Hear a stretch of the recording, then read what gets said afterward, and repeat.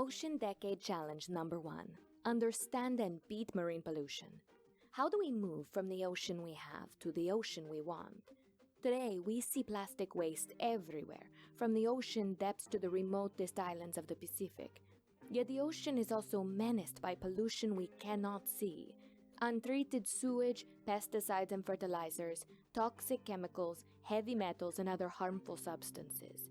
They're not just a threat to marine life, but also to human health and livelihoods. The Ocean Decade is an opportunity to identify, map, and reduce these sources of pollution.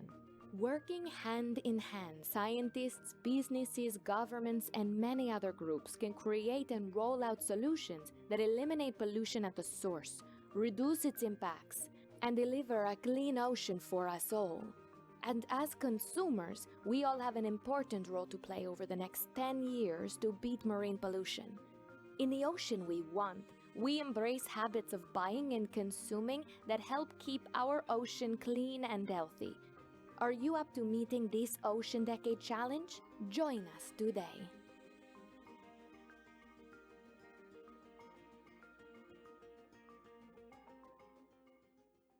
Ocean Decade Challenge number 2. Protect and restore ecosystems and biodiversity.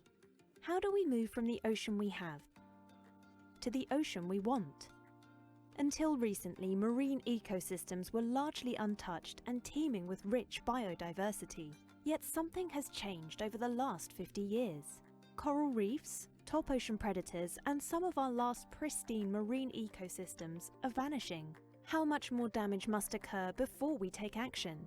Healthy marine ecosystems protect our coastlines from storms and erosion, providing safe habitats for millions of species key to nature's equilibrium, offering food security to billions of people and shielding against climate change.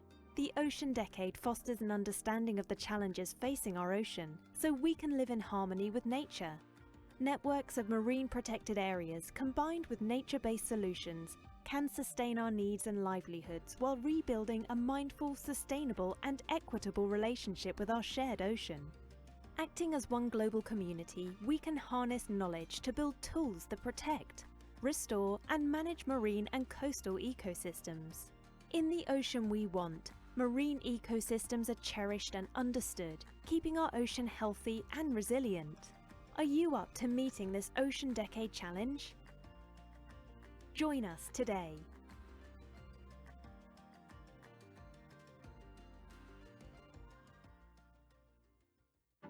Our ocean is an amazing place, mesmerizing, mysterious, and the future of all life on Earth. 3.8 billion years old and covering 70% of Earth's surface, the planet has one global ocean.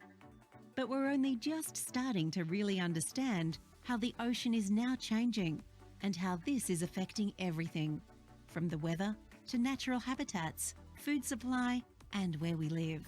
Meet the oceanographers who have studied our ocean over the past 150 years. Discover the inventions that are unlocking secrets from the deep. Hear stories of how a warming ocean is changing lives around the world. And learn about the science being implemented to keep our ocean healthy. One Ocean, our future. Exhibition on now at the National Maritime Museum, Sydney.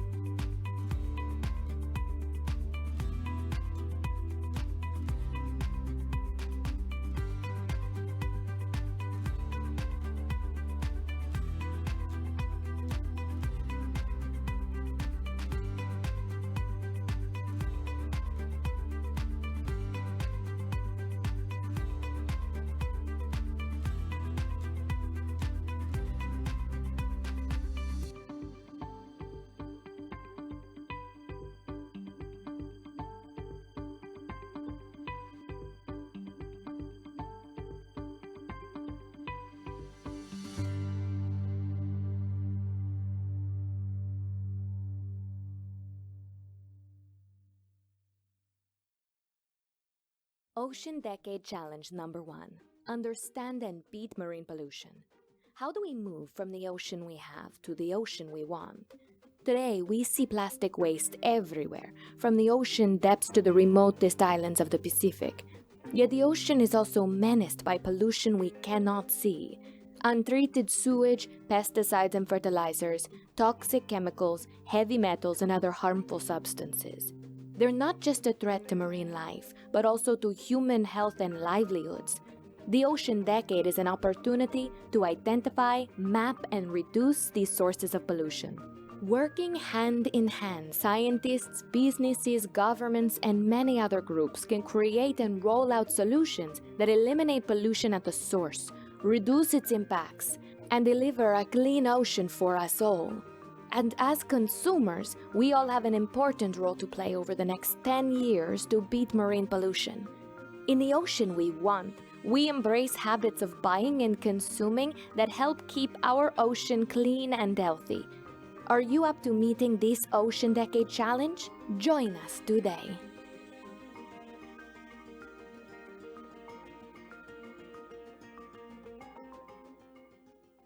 Ocean Decade Challenge number 2. Protect and restore ecosystems and biodiversity. How do we move from the ocean we have to the ocean we want? Until recently, marine ecosystems were largely untouched and teeming with rich biodiversity. Yet something has changed over the last 50 years. Coral reefs, top ocean predators, and some of our last pristine marine ecosystems are vanishing. How much more damage must occur before we take action? Healthy marine ecosystems protect our coastlines from storms and erosion, providing safe habitats for millions of species key to nature's equilibrium, offering food security to billions of people, and shielding against climate change. The Ocean Decade fosters an understanding of the challenges facing our ocean so we can live in harmony with nature. Networks of marine protected areas combined with nature-based solutions can sustain our needs and livelihoods while rebuilding a mindful, sustainable, and equitable relationship with our shared ocean. Acting as one global community, we can harness knowledge to build tools that protect, restore, and manage marine and coastal ecosystems. In the ocean we want, marine ecosystems are cherished and understood, keeping our ocean healthy and resilient. Are you up to meeting this Ocean Decade Challenge? Join us today.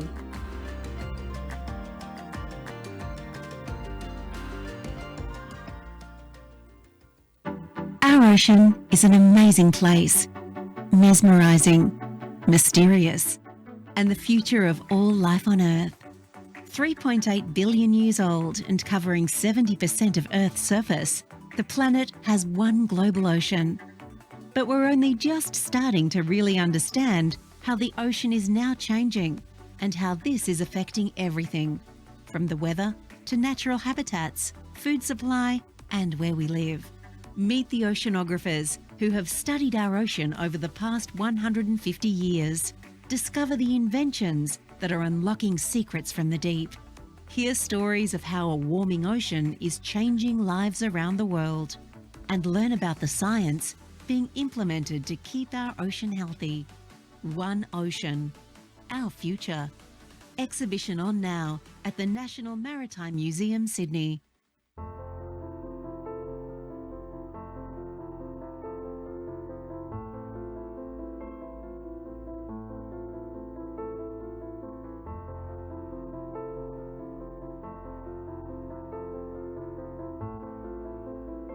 Ocean Decade Challenge number 3.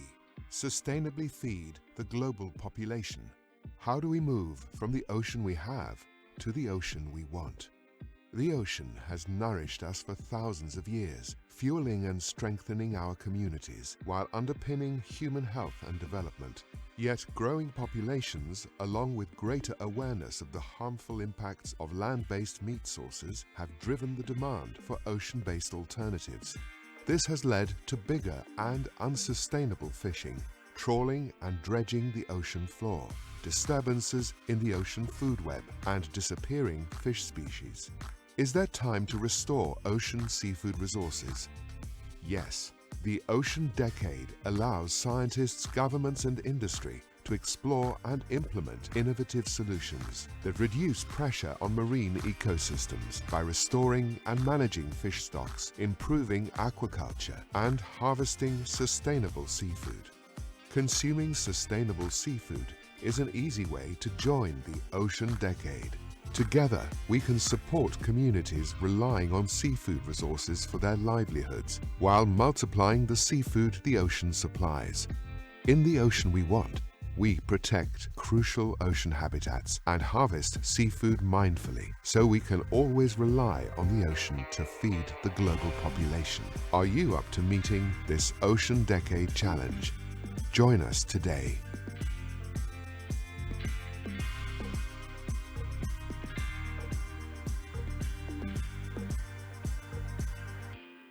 Ocean Decade Challenge number 4.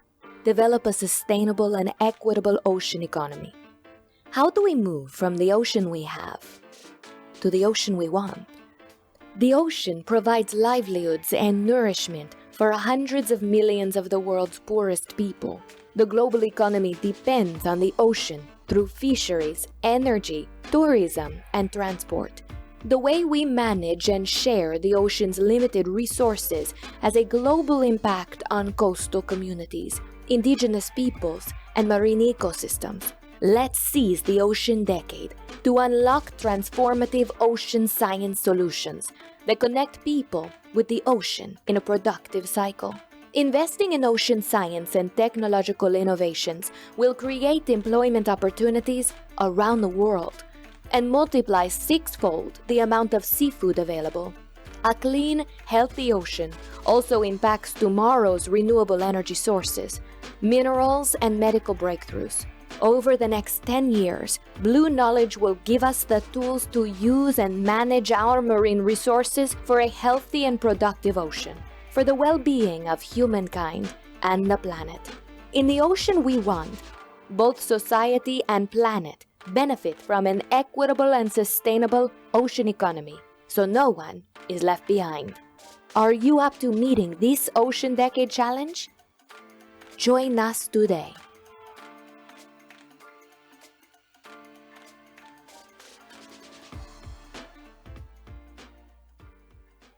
Our ocean is an amazing place, mesmerizing, mysterious, and the future of all life on Earth.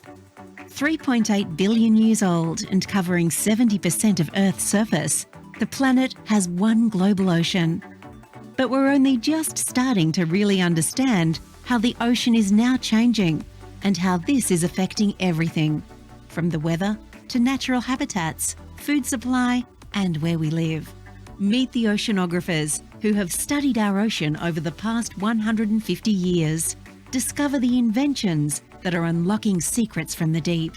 Hear stories of how a warming ocean is changing lives around the world. And learn about the science being implemented to keep our ocean healthy. One Ocean, our future. Exhibition on now at the National Maritime Museum, Sydney.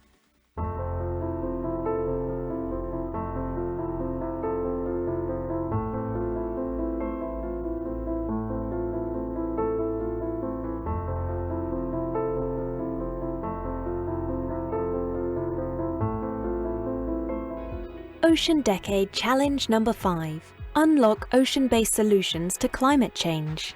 How do we move from the ocean we have to the ocean we want? The ocean is our greatest ally against climate change. It absorbs heat and carbon in the atmosphere. Mangroves and coral reefs protect communities against climate change effects. Ocean-based energy reduces harmful greenhouse gas emissions. But our ocean is unhealthy, with rising temperatures and sea levels, acidic waters, shrinking glaciers, disappearing ecosystems and species, intense weather events, and fish populations shifting toward cooler waters. This leaves our planet, and humanity, at great risk. Time is ticking.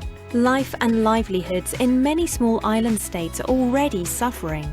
Ocean science helps us understand ocean-climate interactions with data and knowledge to predict and respond to changes.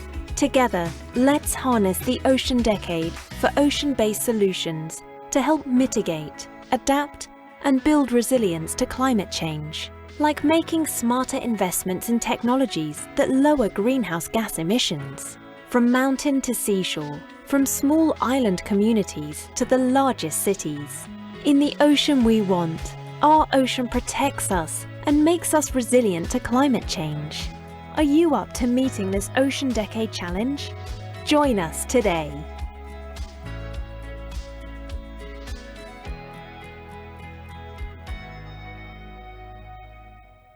Ocean Decade Challenge number 6. Increase community resilience to ocean hazards. How do we move from the ocean we have to the ocean we want? Rising sea levels, harmful algae blooms, and more frequent destructive storms are putting the lives and livelihoods of coastal communities around the world in jeopardy. As threats increase, experts and authorities must have the knowledge to issue warnings, and communities must have the skills and information to respond effectively. The Ocean Decade will foster investment in more effective forecast and early warning systems so we can reduce risks and save lives on land and at sea. From global early warning systems to coastal cities and communities ready to face tsunamis, storm surges, and rising sea levels, to coastal and marine ecosystems that are protected and can offer nature-based solutions to protect communities and infrastructure. Let's harness ocean knowledge to empower individuals and prepare communities so they are ready to face natural ocean hazards. In the ocean we want, people and communities are safe and resilient because we can reduce and respond to the hazards of a dynamic ocean. Are you up to meeting this Ocean Decade Challenge? Join us today.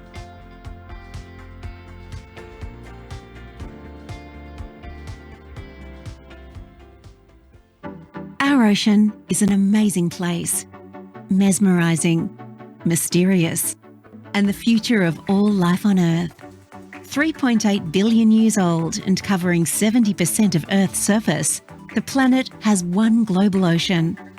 But we're only just starting to really understand how the ocean is now changing and how this is affecting everything, from the weather to natural habitats, food supply, and where we live. Meet the oceanographers who have studied our ocean over the past 150 years. Discover the inventions that are unlocking secrets from the deep. Hear stories of how a warming ocean is changing lives around the world. And learn about the science being implemented to keep our ocean healthy. One Ocean, our future.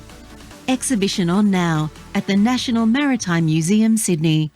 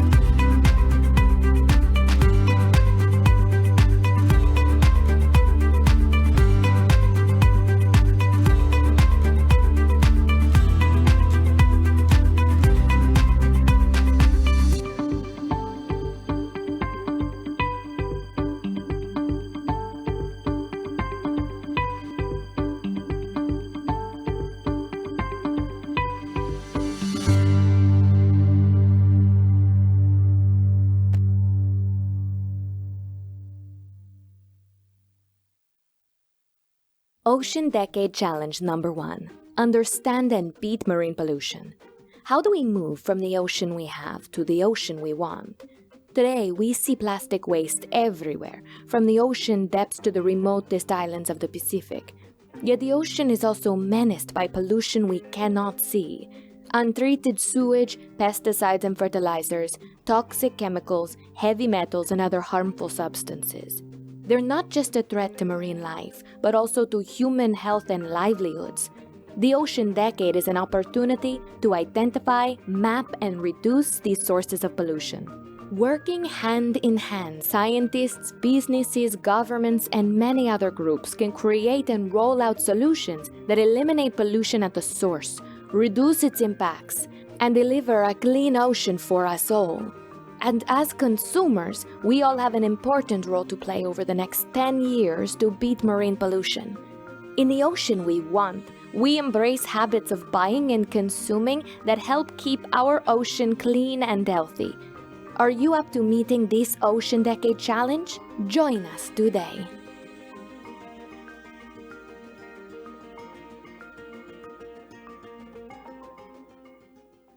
Ocean Decade Challenge number 2. Protect and restore ecosystems and biodiversity. How do we move from the ocean we have to the ocean we want? Until recently, marine ecosystems were largely untouched and teeming with rich biodiversity. Yet something has changed over the last 50 years. Coral reefs, top ocean predators, and some of our last pristine marine ecosystems are vanishing. How much more damage must occur before we take action? Healthy marine ecosystems protect our coastlines from storms and erosion, providing safe habitats for millions of species key to nature's equilibrium, offering food security to billions of people and shielding against climate change. The Ocean Decade fosters an understanding of the challenges facing our ocean so we can live in harmony with nature. Networks of marine protected areas combined with nature-based solutions can sustain our needs and livelihoods while rebuilding a mindful, sustainable and equitable relationship with our shared ocean. Acting as one global community, we can harness knowledge to build tools that protect, restore and manage marine and coastal ecosystems. In the ocean we want, marine ecosystems are cherished and understood, keeping our ocean healthy and resilient. Are you up to meeting this Ocean Decade Challenge? Join us today.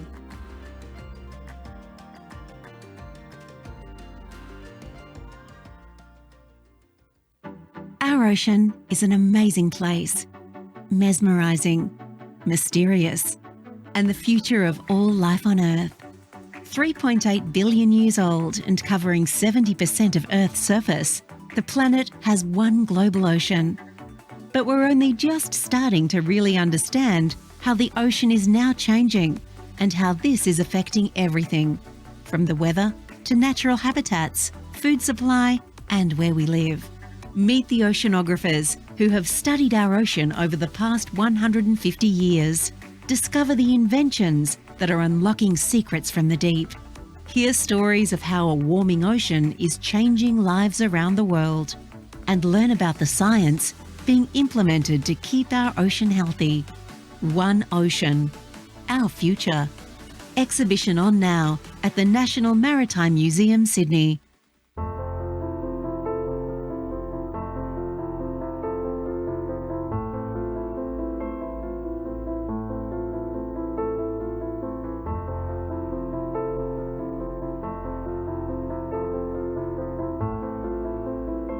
Ocean Decade Challenge number 3. Sustainably feed the global population. How do we move from the ocean we have to the ocean we want? The ocean has nourished us for thousands of years, fueling and strengthening our communities while underpinning human health and development. Yet growing populations, along with greater awareness of the harmful impacts of land-based meat sources, have driven the demand for ocean-based alternatives. This has led to bigger and unsustainable fishing, trawling and dredging the ocean floor, disturbances in the ocean food web, and disappearing fish species. Is there time to restore ocean seafood resources? Yes, The Ocean Decade allows scientists, governments and industry to explore and implement innovative solutions that reduce pressure on marine ecosystems by restoring and managing fish stocks, improving aquaculture, and harvesting sustainable seafood. Consuming sustainable seafood is an easy way to join the Ocean Decade. Together, we can support communities relying on seafood resources for their livelihoods while multiplying the seafood the ocean supplies. In the ocean we want, we protect crucial ocean habitats and harvest seafood mindfully so we can always rely on the ocean to feed the global population. Are you up to meeting this Ocean Decade Challenge? Join us today.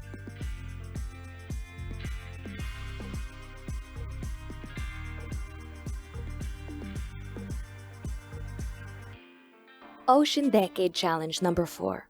Develop a sustainable and equitable ocean economy. How do we move from the ocean we have to the ocean we want? The ocean provides livelihoods and nourishment for hundreds of millions of the world's poorest people. The global economy depends on the ocean through fisheries, energy, tourism, and transport. The way we manage and share the ocean's limited resources has a global impact on coastal communities, indigenous peoples, and marine ecosystems. Let's seize the Ocean Decade to unlock transformative ocean science solutions that connect people with the ocean in a productive cycle. Investing in ocean science and technological innovations will create employment opportunities around the world and multiply sixfold the amount of seafood available. A clean, healthy ocean also impacts tomorrow's renewable energy sources, minerals, and medical breakthroughs. Over the next 10 years, Blue Knowledge will give us the tools to use and manage our marine resources for a healthy and productive ocean, for the well-being of humankind and the planet. In the ocean we want, both society and planet benefit from an equitable and sustainable ocean economy, so no one is left behind. Are you up to meeting this Ocean Decade Challenge? Join us today.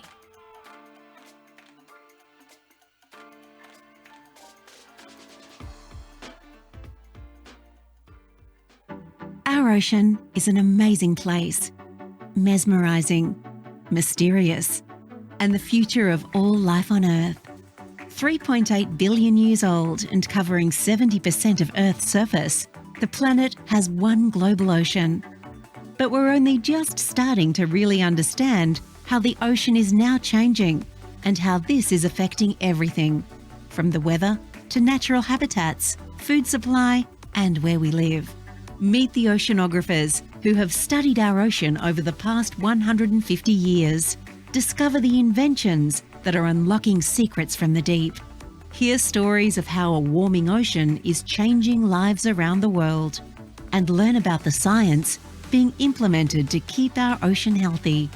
One Ocean, our future. Exhibition on now at the National Maritime Museum, Sydney.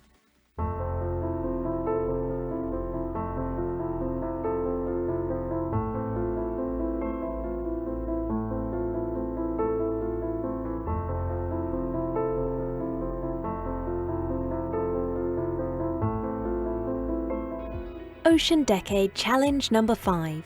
Unlock ocean-based solutions to climate change. How do we move from the ocean we have to the ocean we want? The ocean is our greatest ally against climate change. It absorbs heat and carbon in the atmosphere. Mangroves and coral reefs protect communities against climate change effects. Ocean-based energy reduces harmful greenhouse gas emissions.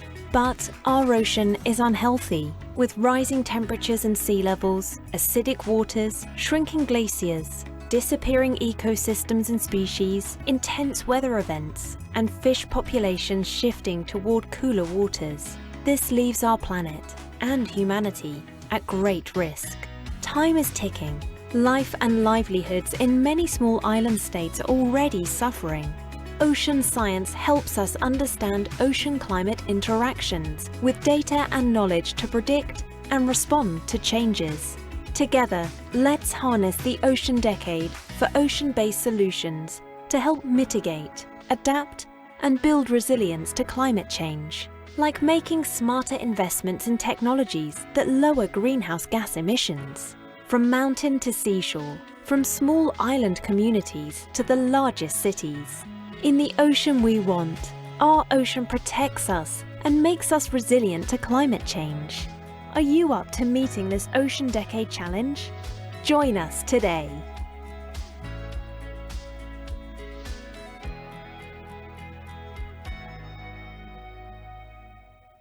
Ocean Decade Challenge number 6. Increase community resilience to ocean hazards.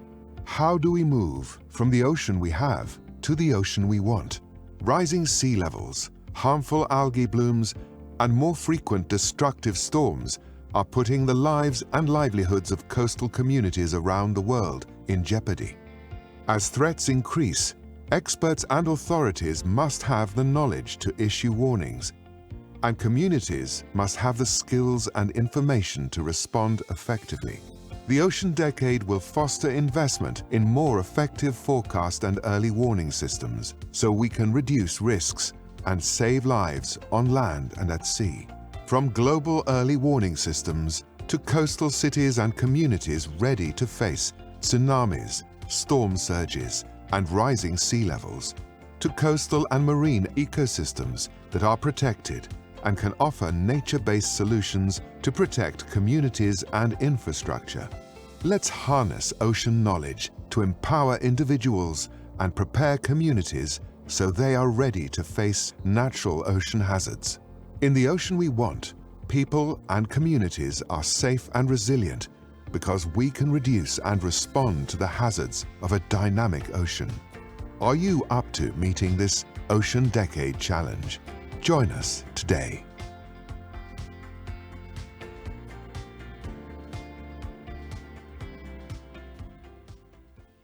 Our ocean is an amazing place, mesmerizing, mysterious, and the future of all life on Earth. 3.8 billion years old and covering 70% of Earth's surface, the planet has one global ocean. But we're only just starting to really understand how the ocean is now changing and how this is affecting everything, from the weather to natural habitats, food supply, and where we live. Meet the oceanographers who have studied our ocean over the past 150 years. Discover the inventions that are unlocking secrets from the deep. Hear stories of how a warming ocean is changing lives around the world. And learn about the science being implemented to keep our ocean healthy. One Ocean, our future. Exhibition on now at the National Maritime Museum, Sydney.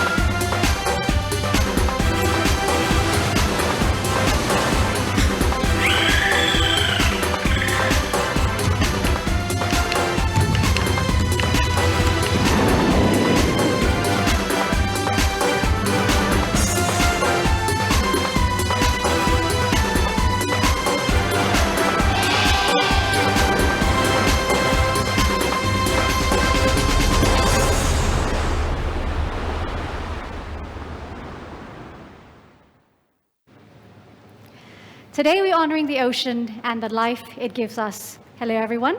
A warm welcome to the United Nations Ocean Decade Regional Kickoff Conference for Western Pacific and its adjacent areas. My name is Hani Cholapansanarula. Very delighted to be here as your host. And with me is my wonderful co-host, Alex Randall. Hello Alex, how are you feeling today? I'm feeling great. Thank you for asking me. I mean, it's a great day, a great decade to honor the ocean.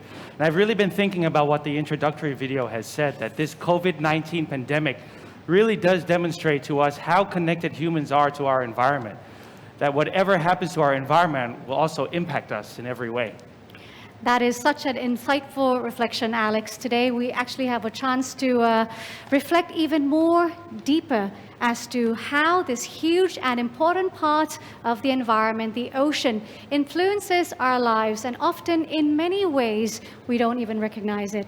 So to begin our reflection, let us hear from the conference's host country and UNESCO, who together with so many others in the Western Pacific region are leading the way in honoring the important role of the ocean and ocean science to our lives. I have the privilege of introducing you to our two distinguished speakers, Thailand Ministry of Natural Resources and Environment Minister, His Excellency Warawut Silapa Acha, and UNESCO Deputy Director General, His Excellency Ambassador Xing Xu. Let us all listen to their welcome message. Excellencies, ladies and gentlemen, good morning, good afternoon, Sawasdee krap. It is an honor for Thailand to host this important event, the UN Ocean Decade Kickoff Conference on the Western Pacific and its adjacent areas. I truly appreciate all efforts from UNESCO IOC-WESTPAC, as well as our local and regional partners, which make this conference happen. Now, ladies and gentlemen, I am certain that we all realize that billions of people around the world are more or less connected to the ocean. In our region, where many people are living in coastal communities, the ocean is not only a source of food and livelihood, but it is an intrinsic part of their culture and heritage. Moreover, the ocean plays an essential and usually unrecognized role in our daily lives. Indeed, breathing itself would be impossible without the ocean, which produces half of the Earth's oxygen. The ocean is also an enormous economic asset. It's a matter of fact that despite the vast benefit we have achieved and harvested from the ocean, more than 80% remained unexplored. Unfortunately, we must admit that the majority of human beings has not handled the ocean with care. There is an increase in the degradation of coastal and marine ecosystems from a vast variety of anthropogenic threats, such as marine pollutions, overexploitation of resources, habitat destruction, and even climate change. Scientific evidence has revealed that the ocean is being disproportionately impacted by increasing carbon dioxide and other greenhouse gas emission from human activities.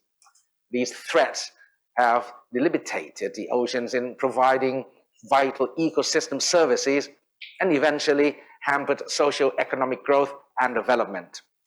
Maintaining a healthy ocean is therefore vital for improving global health and increasing global prosperity for everyone. Ladies and gentlemen, I sincerely believe that the ocean is not too big to fail, and yet it is not too big to fix neither. If we cooperate and manage the ocean in an integrated manner based on the scientific understanding, we do need a stronger scientific policy interfaces as well as new partnership in reviving the ocean's health back to where it was. The United Nations Decade of Ocean Science for Sustainable Development during 2021 to 2030 was proclaimed to mobilize ocean stakeholders worldwide behind a common framework that will ensure ocean science can fully support countries in the achievement of the 2030 Agenda of Sustainable Development. It is everyone's decade, and it is us who need to act now, as there's no one else. The action agenda during the next decade is ambitious, but entirely feasible. Thailand, as one of the coastal countries in the region, stands ready and will actively engage in the decade implementation plan, both with the IOC and through the WESTPAC. We have taken our first step by proposing to host the Decade Coordination Office, to be located at the Department of Marine and Coastal Resources by the Ministry of Natural Resources and Environment. Now, the office will be building on the existing regional structure of the WESTPAC office and would serve as a platform to promote and enhance cooperative activities in the region during the next decade. Everyone is welcome to the office as well as our beautiful country, as Thailand is already reopened. Excellencies, ladies and gentlemen, this two-day conference is another vital step that will provide opportunity for all of us to exchange views and related experiences, as well as to propose the possible solutions which would be the valuable contribution to the implementation of the decade plan. It is indeed a once-in-a-lifetime opportunity for all of us to work with partners from around the world to develop the science we need for the ocean we want. Thank you. Excellencies, ladies and gentlemen, dear friends, I am very happy to join you for this regional conference to kick off the United Nations Decade of Ocean Science for Sustainable Development. This is an important meeting. It is here that we must build momentum in our quest to better understand and preserve marine areas which cover more than 71% of our planet's surface. Our present and future depends on it. Indeed, the ocean plays a crucial role in addressing global challenges. Firstly, it is a veritable carbon sponge. It has absorbed half of the carbon dioxide that humanity has emitted since the Industrial Revolution. Secondly, the ocean is an incredible reservoir of biodiversity. You know this better than anyone, since the Pacific Ocean is home to the richest and most abundant marine biodiversity on the planet, with more than 50% of the world's coral reefs and the world's biggest mangrove forests. Thirdly, the ocean is an economic engine that ensures the survival of more than 3 billion people. And lastly, I would mention one more role the ocean plays: its importance for the region's history and culture, which have nurtured the imagination for centuries. Unfortunately, however, this global commons is largely unknown to us, and consequently, we treat it badly. We all now know that humans are responsible not just for the pollution of the ocean, but also for its acidification and warming, and this has serious consequences. According to the report by the Intergovernmental Oceanographic Commission, published in May, the ocean may soon stop absorbing carbon. Instead, it could become a carbon emitter, worsening an already worrying situation. Climate disruption, ocean acidification, pollution, overfishing, habitat degradation, maritime disasters, threats to the ocean are legion. To protect our ocean and the well-being of humanity, we must work together to develop sustainable solutions. That is precisely the goal of the United Nations Decade of Ocean Science for Sustainable Development. In July, we officially launched the Ocean Decade in Berlin with representatives from ocean communities across the globe, including many people from this region. Today, I am honored to be taking part in the official launch of the Ocean Decade in the West Pacific, and I want to thank Thailand for this initiative. I am delighted that this conference is bringing together diverse actors from the public and the private spheres, as well as civil society. This is an encouraging sign of our common will to act for our ocean. Excellencies, Ladies and gentlemen, I cannot say it clearly enough. This decade is an opportunity to bring new attention, understanding, and politics to bear on the ocean. It is now up to you, to us, to seize this moment. Thank you. Thank you, our distinguished speakers. And of course, the ocean gives us life and livelihood. Nowhere is this truer than for the many people living in the Western Pacific region, and some of whom I believe are participating in the conference today via the various live stream channels that we have. Yes, that is right. And we would like to acknowledge our conference participants today. We have more than 1,000 participants coming from 65 different countries, including small islands, developing countries, or least developed countries, have all connected with us through Zoom and maybe some other live streams such as YouTube or Facebook. So thank you so much, everybody, for joining us today. But it would be great to hear from you. So please join us on this interactive exercise. To join this exercise, please scan this QR code that you are seeing on the screen. Alternatively, you just may also click on the link below that you can see in the chat box. So please tell us a little bit about yourself and your motivation for coming today by answering the following questions. So the first question is, where are you connecting from? Whereabouts in the world are you watching us from? Should be South Asia, Southeast Asia. We have people from, as we said earlier, 65 different countries. Could be America, could be Europe. Please let us know. Could be anywhere, but we'd love to know, where are you joining us from? And Yes. of course, it might take Could a be- bit could be for the Africa. results to come out on the screen. Well, Alex, we do Oh, have Europe, okay. 17%, Southeast Asia, 62 so far. Okay, Southeast Asia keeps going up, but we have Northeast Asia, 24% at this point, now to 22. Okay. Europe, we have people from Europe, South Pacific, and other parts of Asia as well. Well, it looks like most of our participants are joining us from this region, Southeast Right. Asia. Southeast Asia. Interesting indeed. Yes. Okay, so that's the result. So thank you. Moving on to our next question. Now Yes. we know where you're connecting from. We'd also like to know which best describes what you do. Yes, so whatever is your occupation or who you work for, if you're a student, please say so. If you're a researcher in the field, please say so. Or you work for the government or maybe some foundation in the local areas. If you work from the media sector or Whoever you are, whatever yeah, you do, whatever let you us do, know. we just really want to know, right? All right, so we Yes. have researchers, academia, Okay, we have a- 46%, government, the government sector, Alex, around 20 plus 27.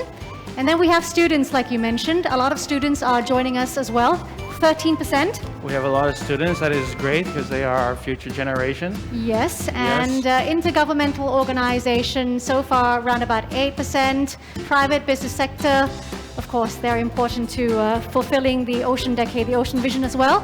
Yeah. That is about 5%. And lastly, I see here the Civil Donor Foundation, just a teeny bit, 1%? Yep, thank you very much for your answers. And the last question, what do you hope to achieve from this conference? Please let us know. So to learn more about the Ocean Decade, maybe, or to develop networks for further Decade actions, which is also a great thing, or to join the development of the Decade action proposals. Okay, so as we can see in pink, oh no, we have a leader to learn more about the Ocean Decade and ocean science development within the region. So the results are fluctuating up and down. So we'll give a few more seconds for our Okay. participants to select what they hope to achieve from this regional conference. And I think the people have spoken. Our Yep, participants have spoken. So the majority of the participants today would want to learn more about the Ocean Decade and also ocean science development within the region. So thank you. Thank you very much for participating in this little exercise. We very much value your presence here today. And so if you have any questions, any comments, please leave them in the platform that you are watching us from, whether it's YouTube, Facebook, or Zoom. So please keep it interactive and let us know what you're thinking. All right.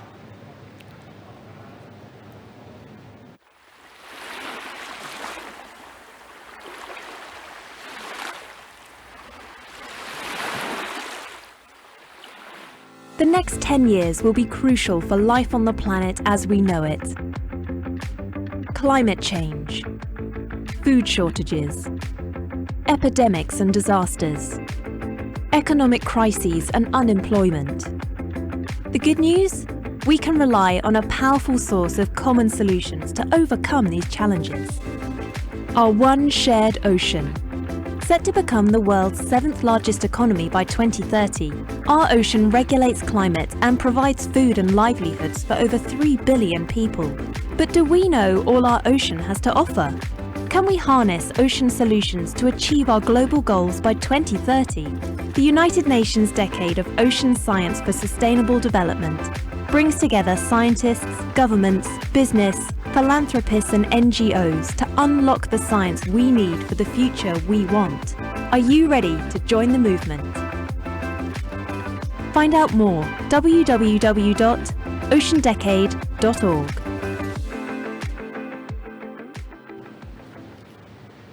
What is the United Nations Decade of Ocean Science for Sustainable Development? To tell us more about why this decade matters for the ocean and for us, joining us from Paris is His Excellency Vladimir Rybinin, Executive Secretary of the UNESCO Intergovernmental Oceanographic Commission, which was mandated by the United Nations General Assembly to coordinate the implementation of the UN Ocean Decade.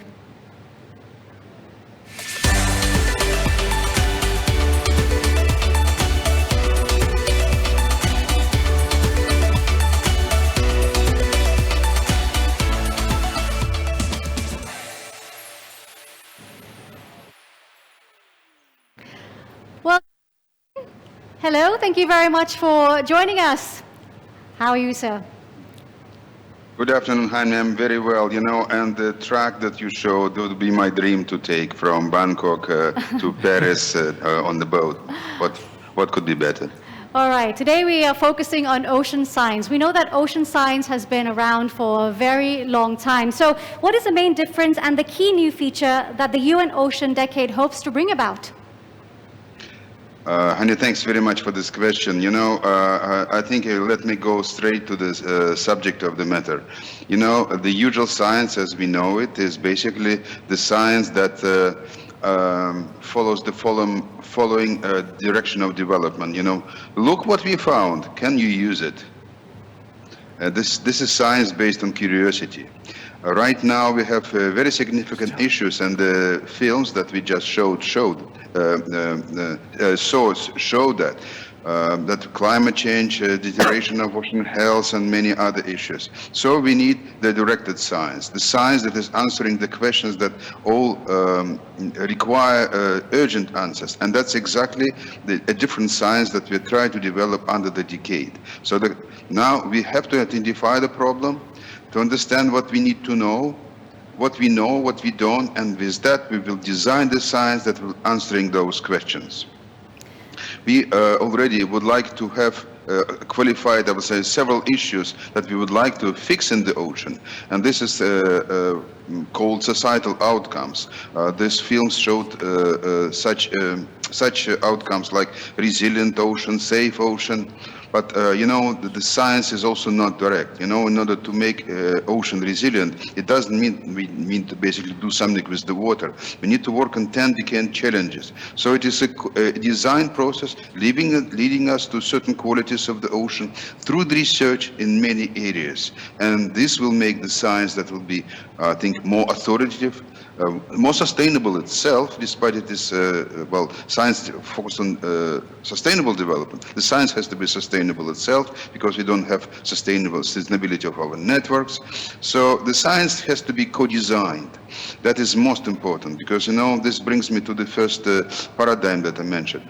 It is the people who live with the ocean, who depend on the ocean, will be designing that science. And with that, we will be able to answer those questions. So I'm very happy that we started this process in 2016, and now we have more than 1,000 people from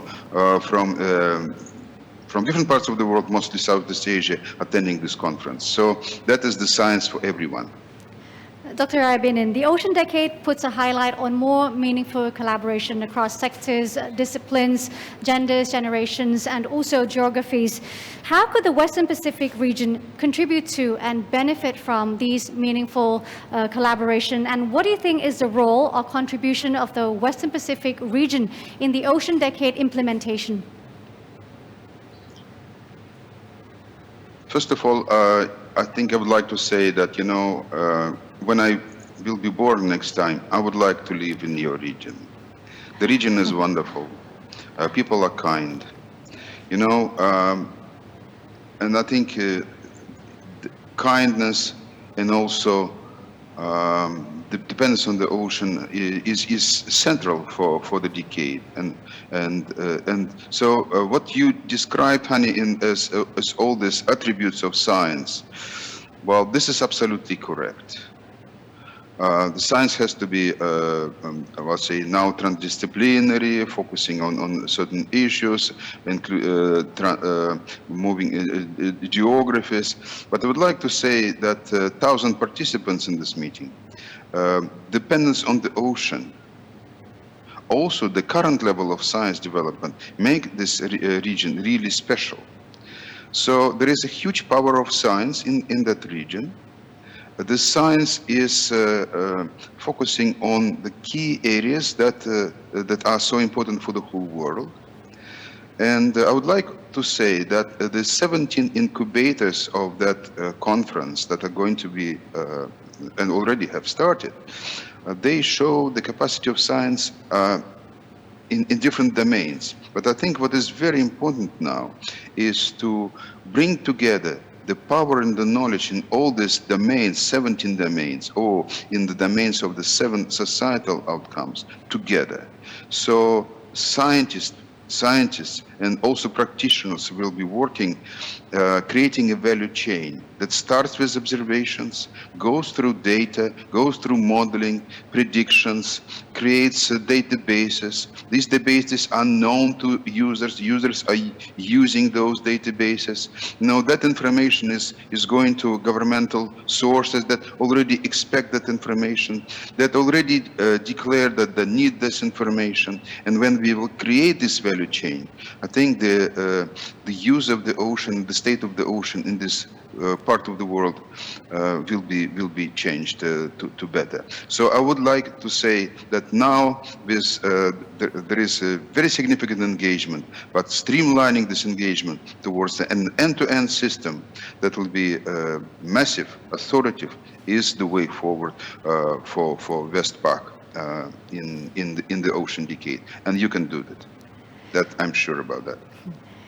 Now, what for you will be the key message of Ocean Decade for the people living in the Western Pacific area?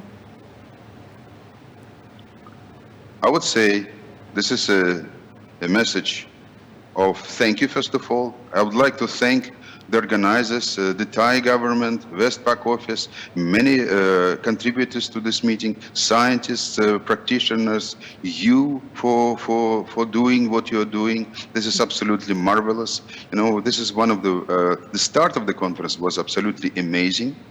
So second, I would like to say that the decade is really moving forward. We already have 31 decade programs. This is probably larger movement than ever in the history of oceanography. And these 31 actions are just part of 161 global actions, in different parts of the world. But the message is basically please to join. This is not this frightening science.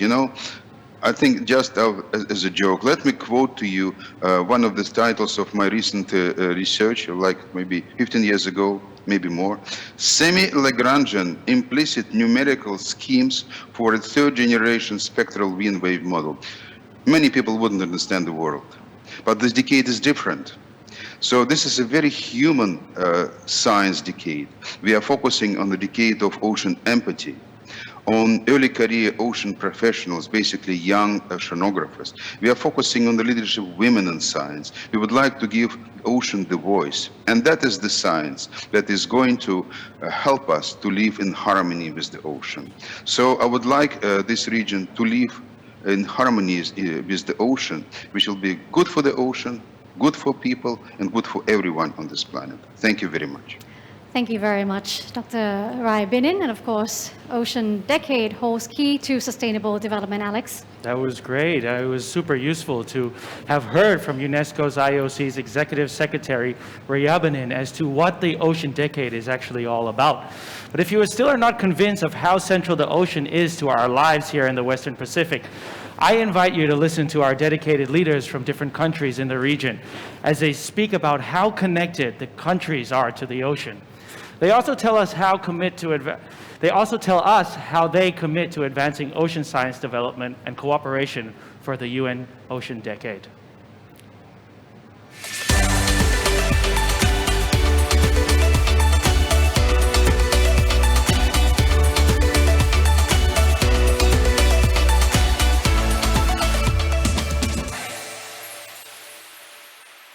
尊敬的各位代表、女士们、先生们，大家好。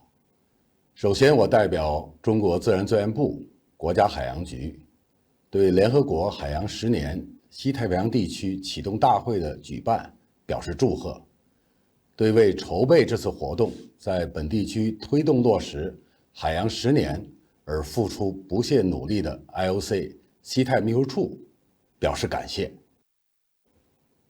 众所周知，海洋是生命的摇篮，资源的宝库，对全球气候发挥着关键调节作用，支撑着人类经济社会的发展。然而不幸的是，由于人类活动的失度、失序而导致的海洋污染、缺氧、酸化、生物多样性降低，以及海平面上升、风暴潮、巨浪等恶劣海况，不仅严重影响海洋健康，而且直接威胁着人类自身安全。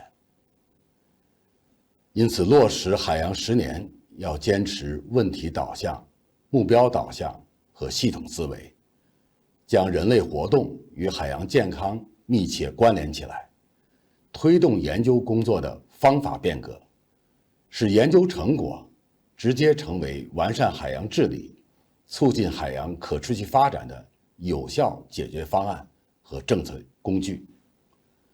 毫无疑问，这是一个挑战，需要社会各方面的共同努力。女士们、先生们，中国自古就有道法自然、天人合一的理念和智慧。当前，中国政府秉承创新、协调、绿色、开放、共享新发展理念，积极倡导坚持人与自然和谐共生，完善全球环境治理，积极应对气候变化，构建人与自然生命共同体。这与海洋10年的愿景和目标不谋而合。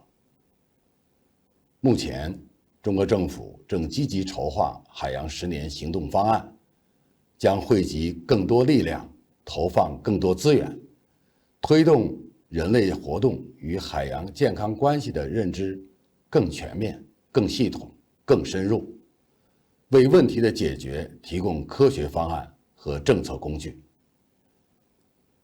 我们将继续支持联合国教科文组织政府间海洋学委员会和西太分委会发挥全球和区域协调作用，愿与国际社会，特别是西太平洋地区国家加强合作，为海洋10年的有效落实而努力。女士们、先生们，仍在肆虐的新冠疫情对世界产生深刻影响。它提醒我们，在全球化的今天，没有与世隔绝的孤岛。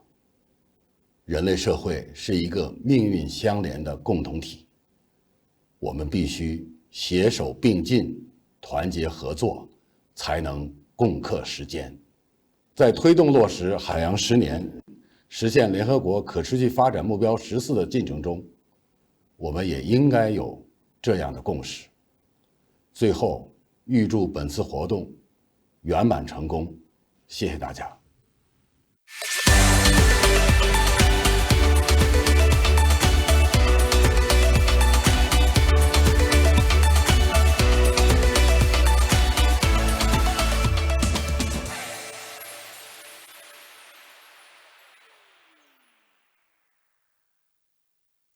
The decade of ocean science is a once-in-a-lifetime opportunity for us to work together in improving and maintaining the health of our oceans. The ocean has a critical role in the sustainability of our blue planet. Thus, the well-being of the human race, the oceans are the key regulators of our climate system.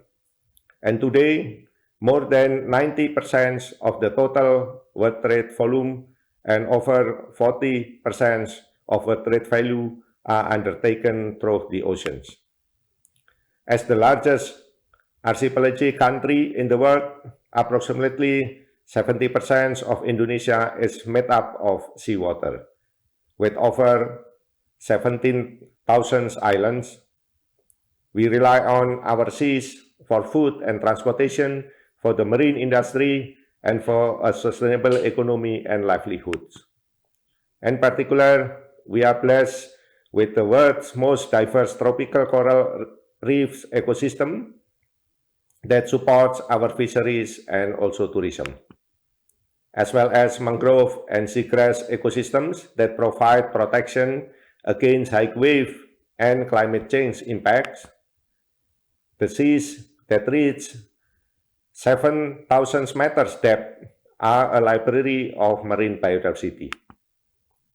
For coastal countries such as Indonesia, we must also manage threats from natural and anthropogenic disasters, such as storm surge, tsunami, and the impacts of climate change. Indonesia is determined to contribute positively to the UN Ocean Decade for Sustainable Development.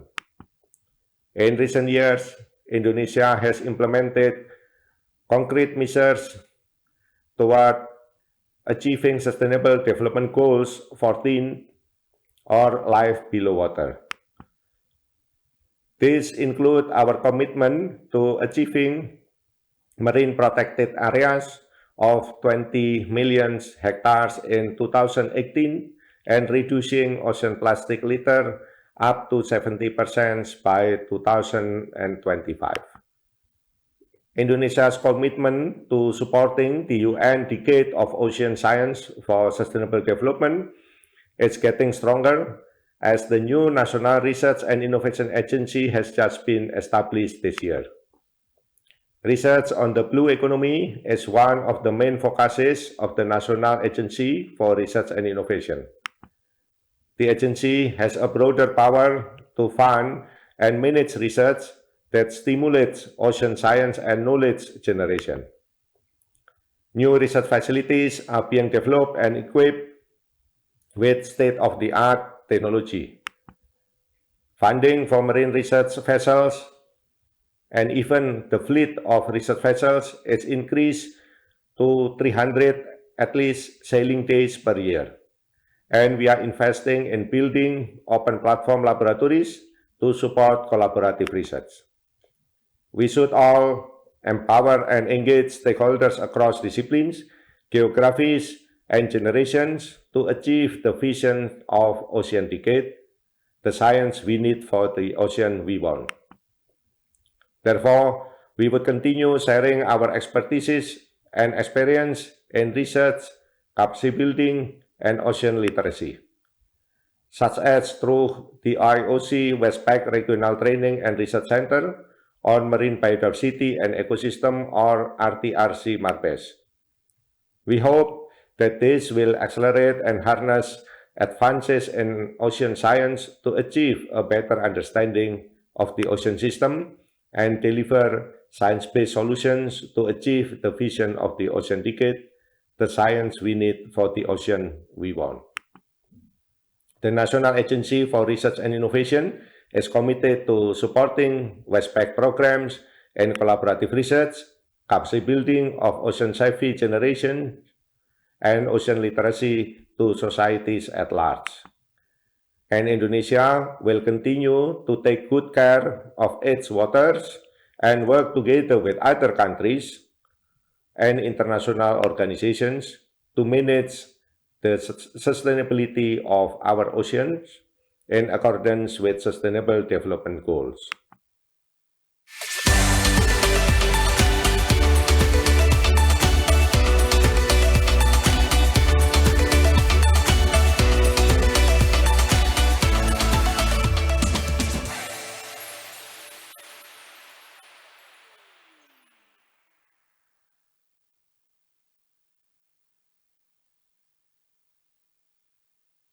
ご出席の皆様、私は文部科学審議官の柳隆です。文部科学省を代表して国連海洋科学の10年西太平洋周辺地域キックオフ会合のハイレベルセッションにおいてご挨拶申し上げる機会をいただき、大変光栄に思います。いよいよ本年、持続可能な開発のための国連海洋科学の10年が開始いたしました。四方を海に囲まれた我が国は、海洋立国として、当初拠出のユネスコ信託基金による支援や専門家の派遣を通じ、また、ユネスコ政府間海洋学委員会及び西太平洋地域小委員会加盟国との協力を通じ、各活動に積極的に貢献してまいりました。国連海洋科学の10年の準備期間においては、2019年に東京において、北太平洋海洋科学機構の協力により、ウエストパックとともに、北太平洋地域計画会合を開催いたしました。国連海洋科学の10年実施計画の策定に際し、西太平洋地域において優先されるべき海洋課題を特定すべく、積極的に関与貢献いただいた関係各位のご尽力に感謝申し上げます。さて、国連海洋科学の10年実施計画で推奨されている各国の取り組みを推進するための国内委員会について、我が国では本年2月に設立いたしました。当初は国内委員会の一員としてユネスコ及び IOC-WESTPAC と連携して国内、地域間、国際レベルにおいて様々な取り組みを推進してまいります。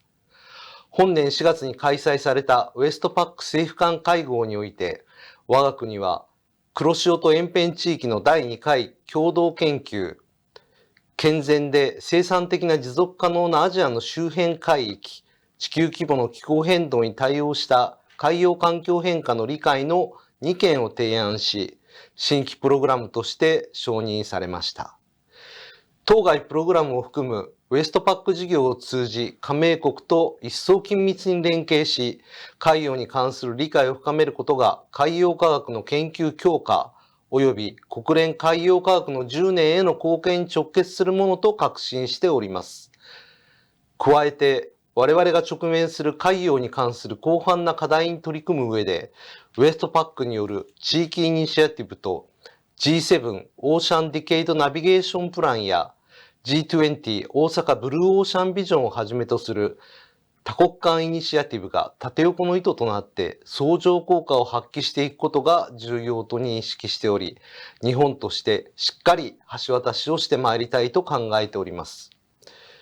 今回のキックオフ会合では、国連海洋科学の10年に、いかに様々な関係者と共同して取り組み、持続可能な社会の実現への貢献へ結びつけていくのか、有意義な議論がなされるものと期待しております。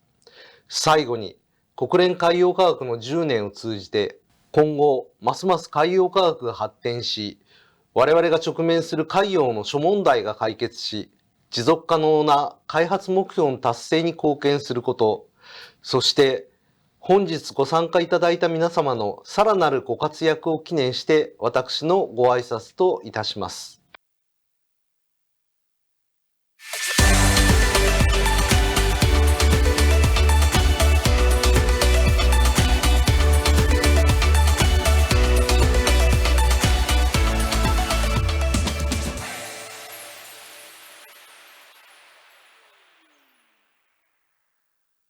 Bismillahirrahmanirrahim.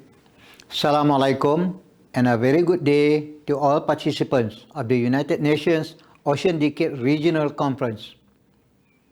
First of all, I would like to thank the IOC Subcommission for the Western Pacific IOC-WESTPAC UNESCO for inviting me to deliver a speech during the high-level segment of this conference. Ladies and gentlemen, Malaysia is blessed with natural resources and the marine environment is one of them. Marine environment is fundamental in contributing to various sectors such as shipping, fisheries, tourism, and recreation. Malaysia is committed in ensuring sustainable ocean management of the country, and we fully support the implementation of the United Nations Decade on Ocean Science for Sustainable Development 2021 to 2030. Science is crucial in supporting marine sustainability and in strengthening decision-making processes. In this regard, the Ministry of Environment and Water Malaysia always strives to increase scientific efforts through strategic collaboration with local agencies and universities. We also cooperate with other relevant institutions at the regional and international levels in finding solutions to marine issues such as in sustainable resource utilization. Ocean management requires whole of society involvement, including in addressing the rising concern of marine plastic and microplastic pollution faced by the global world.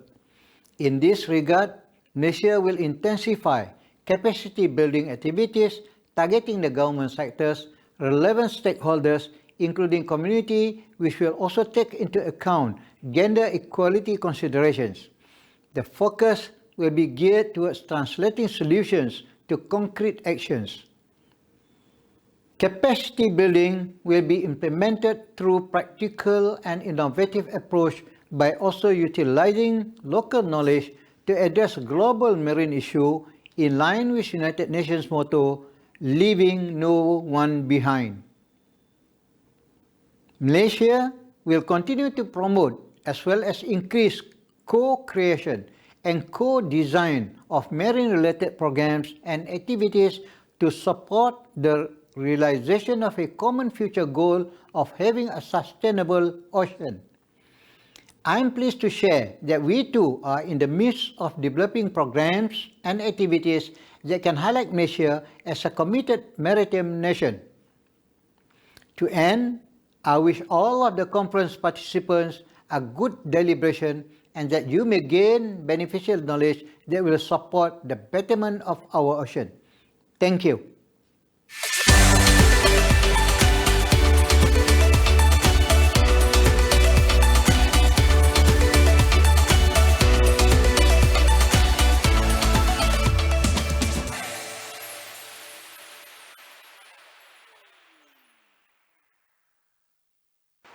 The Philippines is an archipelagic nation with a deep connection to the seas which surround it.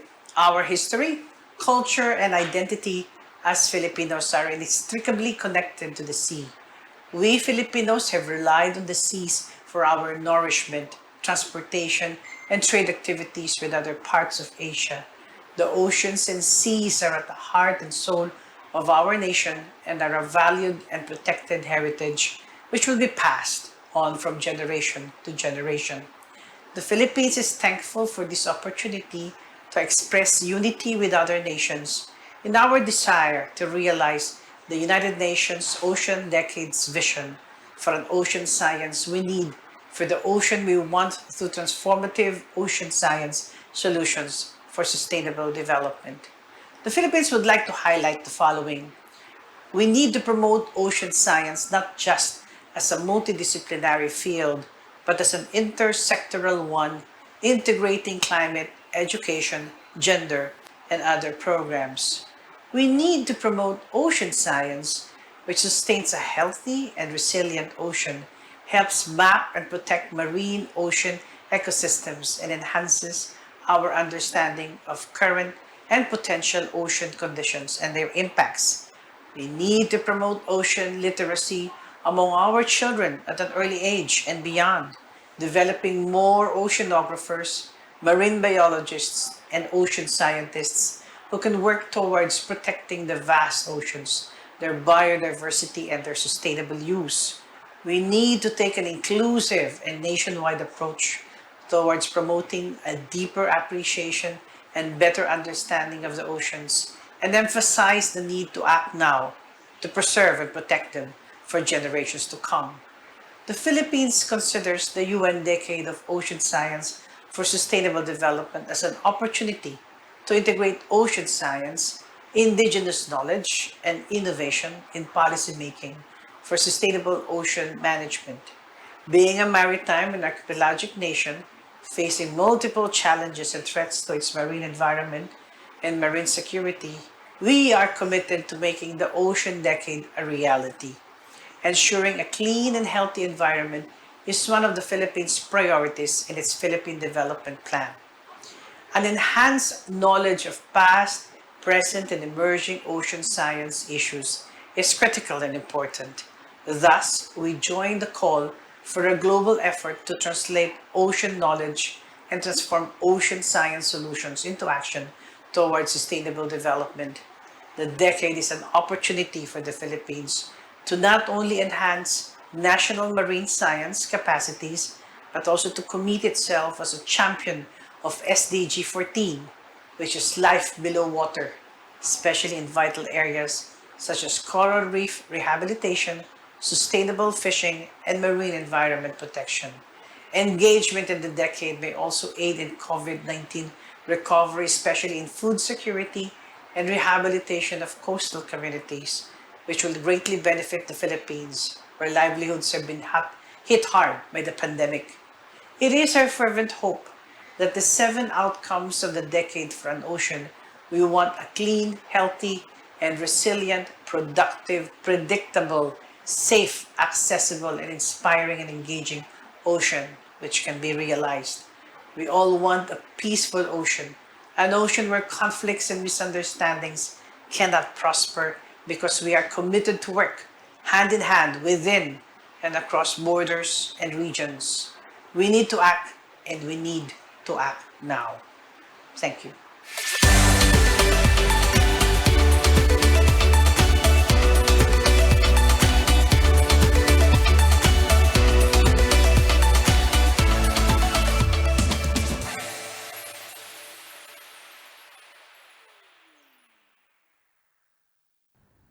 Distinguished delegates and honorable participants, I would like to start by thanking the Intergovernmental Oceanographic Commission of UNESCO for hosting this important conference. At ESCAP, we understand and value the importance of the ocean for the people and communities. At least 200 million people in our region depend on the ocean for their livelihood. Our ocean is fundamental to harnessing economic development opportunities and to bringing harmony between people and the planet. But land-based pollutants, including marine debris and other human activities, threaten coastal habitats and marine ecosystems. Increasing acidification is damaging marine life and hampering the ocean's role in moderating climate change. Extreme sea level rises that used to happen once per century could occur every year by mid-century in many regions. These phenomena will continue to happen faster than expected and with more catastrophic consequences than previously estimated. Our most recent SDG Progress Report for Asia and the Pacific shows that the region is regressing on the delivery of Sustainable Development Goal 14. Asia and the Pacific is currently not on track to reach key targets, including those for marine pollution, the conservation of coastal areas, and marine resources for small island developing states and least developed countries. To tackle these issues, it is my pleasure to announce that ESCAP, in collaboration with other UN agencies, has developed a regional decade program to support the implementation of the UN Decade of Ocean Science for Sustainable Development in Asia and the Pacific. The program will engage a variety of key stakeholders to support the development of the science we need for the ocean we want in the region. Last year, member states reinforced our mandate to work on the ocean by adopting Resolution 76/1 on strengthening cooperation to promote the conservation and sustainable use of the oceans, seas, and marine resources for sustainable development in Asia and the Pacific. Throughout the Ocean Decade, we will continue to host this multi-stakeholder dialogue platform to support systematic regional dialogue and enhance regional cooperation by promoting experience sharing, technology transfer, and capacity building. I would like to highlight 3 areas of focus in our future work on the ocean. Only 3 out of 10 targets for SDG 14 on life below water are measurable in the Asia-Pacific region. Therefore, ESCAP, as a co-chair of the Global Ocean Account Partnership, will continue to conduct capacity development on ocean data, statistics, and environmental economic accounts. Efforts will also be undertaken to ensure complementarity and synergy with global and regional development in disaster and climate change related statistics. Through the Closing the Loop project, funded by the government of Japan, we have been advancing cooperation on measuring, monitoring, and developing data platform for marine plastic waste. We will continue to support initiatives that encourage remote sensing of marine debris in line with efforts to improve waste management and reduce and eliminate marine pollution.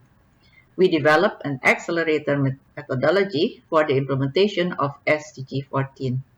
This methodology helps identify challenges and issues related to the delivery of SDG 14 targets, where the strategic allocation of resources could have a positive accelerator effect with appropriate needs identification and the implementation of inclusive policies.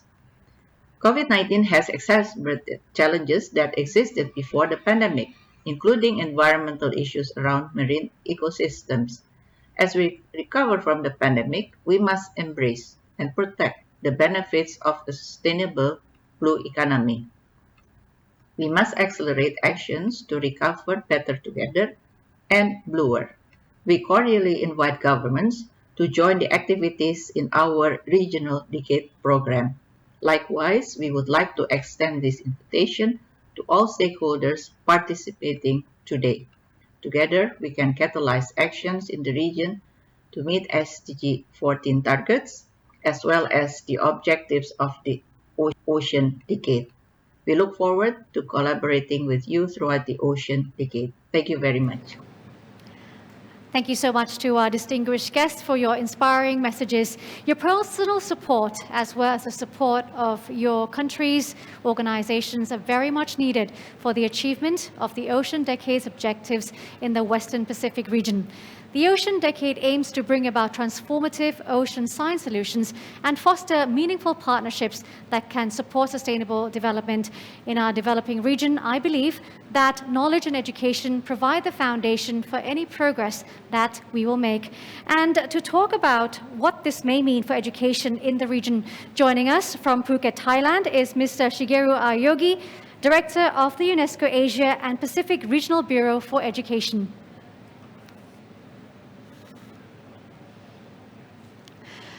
Hello, Mr. Aoyogi. You're at the right place, near the ocean, the subject of interest today. Can you hear me now? Yes, I can hear you. Thank you very much for joining us. Now, UNESCO's main missions are to cultivate a culture of peace, to alleviate poverty, to propagate sustainable development, and also to foster worldwide dialogue through education, science, culture, communication, and information. As a regional director, what opportunities do you think the UN Ocean Decade will bring about, capitalizing on UNESCO's comparative advantages, especially when it comes to education? Well, thank you very much for a very good question. Well, the climate change now threatens the world marine ecosystems and the ocean's ability to support all life on Earth. The UN Ocean Decade reminds us that we have urgent choice to make. We can either continue on our current unsustainable path, or we can radically change course if we want to save the planet. The UN Ocean Decade thus marks a last opportunity for humankind to rebalance our relationship with one another and with our planet and with technology. UNESCO believes that knowledge and education are the basis for any progress that we will make. That's UNESCO's overarching message. We need to understand marine pollution and how to restore ecosystems and biodiversity. And we need to harness knowledge and technology as swiftly as possible. The decades aims to act as a collective call to action of all stakeholders, government, civil society, educators, and youth alike. Ocean waters comprise 71% of the Earth's surface, and yet more than 80% of these waters remain unexplored or unstudied. This means that many aquatic species and ocean habitats remain unknown to us. We need to promote ocean literacy. Every teacher, learner, government official, and member of civil society needs to appreciate and understand the importance of oceans and be empowered to be part of the solution. Recognizing this, education for sustainable development was a high priority at COP26 in Glasgow only 3 weeks ago. The decade offers opportunities to take steps towards achieving the ocean we want, a clean, safe, healthy, and productive ocean. But to get there, we need to cultivate ocean literacy in all nations, among all sectors, and among all age groups. Ocean literacy leads to informed participation in decisions on the importance of oceans to humankind, their current condition, and the future oceans in a changing climate. Ocean literacy at the level of policy, classroom, and higher education will lead to effective and transformative decision-making regarding our oceans. At the policy level, the UN Ocean Decade opens up doors to integrating ocean literacy into education policies, programs, and curriculum content. Ministries of Education and Environment should work together to raise awareness among youth of the critical importance of safeguarding oceans and of the urgent need to explore promising solutions. In schools, let's get every classroom and every school to raise awareness on oceans. Such work must be intentional from preschool to graduate level. Teachers and school leaders need to be better prepared and equipped to ensure that learners are knowledgeable, competent, helpful, hopeful, and engaged through holistic curricula and pedagogies, encouraging a whole school approach to ocean literacy. At higher education level, universities play a key role in research and the training of scientists to develop sustainable ocean observing systems that take advantage of modern technologies such as satellite and autonomous observing platforms and state-of-the-art modeling systems. UNESCO science programs are also helping address some of the key ocean challenges, such as plastic waste and microplastic in the oceans. Small island development states, in short seas, are currently a high priority group for UNESCO. These states are threatened by rising sea levels, as well as degraded biodiversity and marine pollution. Oceans are key to these very small islands and for these states to survive. I see. Now, to see fruitful outcomes, we need solid support. So how could UNESCO actually enhance further partnerships in the Ocean Decade, including international governments, NGOs, the business sector, youth, and others? That's a key question. Thank you so much. So we have learned from the COVID-19 pandemic that we are all fragile and interconnected. Ecological transformation urgently needs the attention and engagement of all sectors to our societies if we are to change course and reimagine our relationship with ocean ecosystems. UNESCO plays a role in catalyzing regional partnerships to co-design transformative solutions with diverse stakeholders, including government, NGOs, CSOs, private sector, and UN sister agencies. UNESCO catalyzes enhanced multilateral collaboration. Here in Asia and the Pacific, the Ocean Decade ushers in region-wide efforts to form new partnerships for arriving at common solutions and harnessing innovations.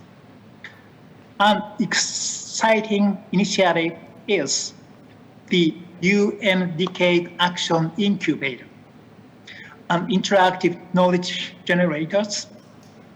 It's a kind of the interactive platforms or forum to catalyze partnerships, to strengthen dialogues between ocean knowledge generators and those who can take action, and to generate new ideas for UN Ocean endorsement. The Decade Action Incubator should bring about new partnerships that can swiftly harness innovations in the field. In education, UNESCO can be a powerful catalyst, strengthening collaboration between the education and environmental sectors to integrate awareness on oceans in education systems worldwide and on levels of our children's schooling. The seriousness of the situation can hardly be overstated. It calls for collective and collaborative action, ensuring national ownership, and of course, with full youth engagement. Youth are our future guardians of oceans. The sooner they come on board, the sooner they become responsible, creative, and caring global citizens. They are one of the most important players to lead the decade to success. UNESCO is committed to moving together with all the partners for the success of the decade in coming years. Well, Mr. Ayogi, thank you very much for joining us. And definitely, we would need stronger collaboration, more meaningful partnerships to get the science we want for the ocean we need by the end of the decade, that is. And that was Mr. Shigeru Aoyagi, Director, Asia and Pacific Regional Bureau for Education, UNESCO.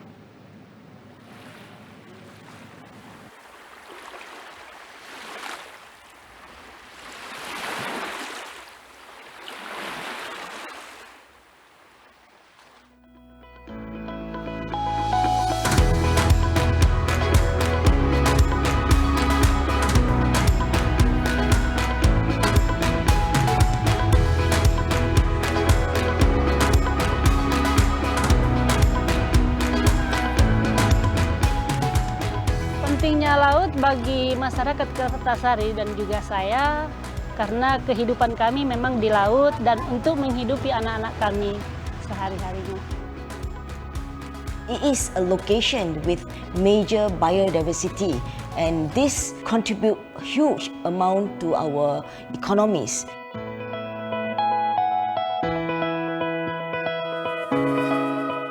It is storing a large amount of heat, and that is driving eventually not only the weather phenomenon like cyclones, but also the El Nino Southern Oscillation.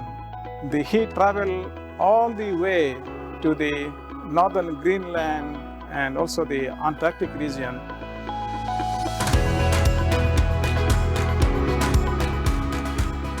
You can see some biological disaster like algae bloom, like oxygen depletion. Our fish stock is depleting. We are losing our coral reef from 40 to 50%. These are all the ecosystems that is going to support the economy. If we are now losing all these natural resources, then we are actually moving towards a future that is very scary.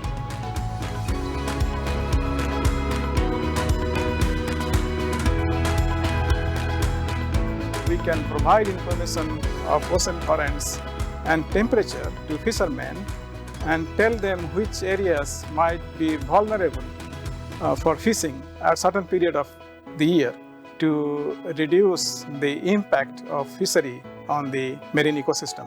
I've been working with a group of communities dealing with oyster farming. They know that protecting the mangrove itself will help them to generate more income to support their family and also the community itself as a whole.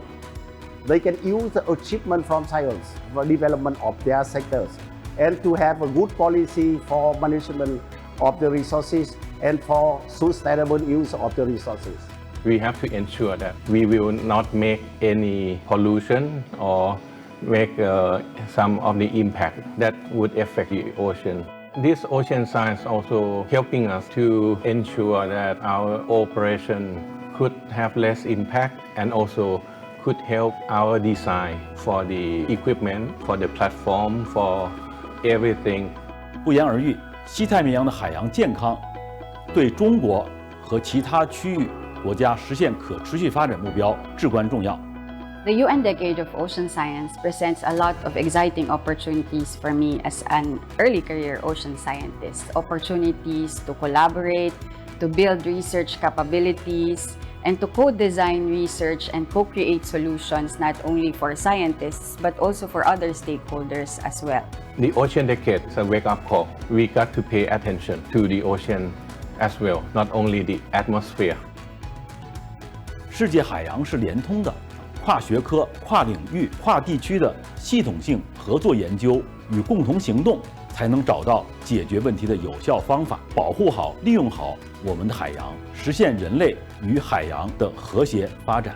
It provides a very good platform to create a better knowledge to be shared, and that would actually create a better future for all of us.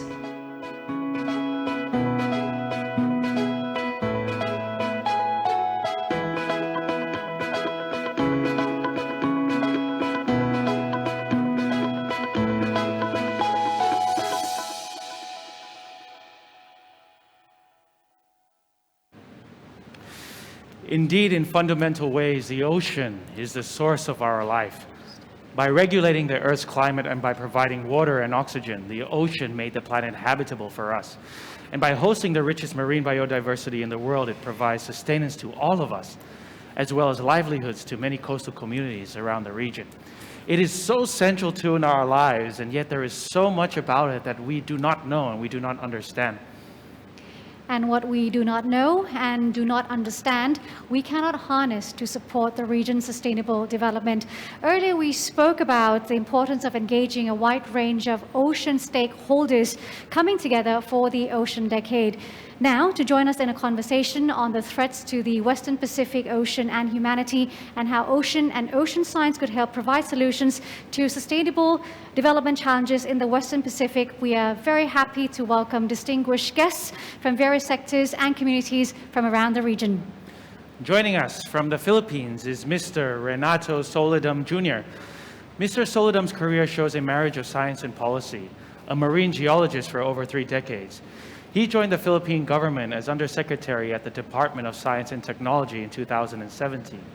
Thank you so much for joining us.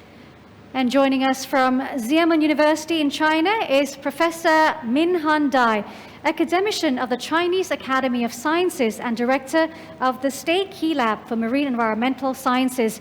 Professor Dai's research interests include linking ocean science and sustainability. Welcome, Professor. Connecting with us from Tokyo, Japan, is Mr. Hide Sakaguchi, President of the Ocean Policy Research Institute at the Sasakawa Peace Foundation. Mr. Sakaguchi has been engaged in ocean research for many, many years, and now, through his work at the foundation, works to bringing public and funding attention to ocean science. Thank you, sir, for joining us. And connecting with us from here in Bangkok, Thailand, is Mr. Montri Rawanchaikun, Chief Executive Officer of PTT Exploration and Production Public Company Limited. Mr. Rawanchaikun leads PTT-EP, a well-known international petroleum exploration and production company that is committed to marine environmental protection. Thank you, sir, for joining us today as well. And joining this conversation from Daegu, Republic of Korea, is Mr. Sung Tae-yoon with the Kyungpook National University. Mr. Yoon is an early career ocean professional and has been dedicating himself to ocean science education and literacy for some years. Welcome, sir. And rounding up today's panelists is Ms. Maeve Nightingale, joining the conversation today also from Bangkok. Ms. Nightingale is currently the Senior Program Officer at the International Union for Conservation of Nature, or IUCN, where she leads the organization's work on sustainable coastal resource management and integrated coastal management policy and practice in the region. Many thanks for joining us. Thank you. As we say from Thailand, Sawadee krap, everyone. Sawadee ka. Thank you for joining us today. Thank you so much. Hello. Hello. All right, so without further ado, let's begin this conversation. And I'd like to direct the first question to Mr. Solidum.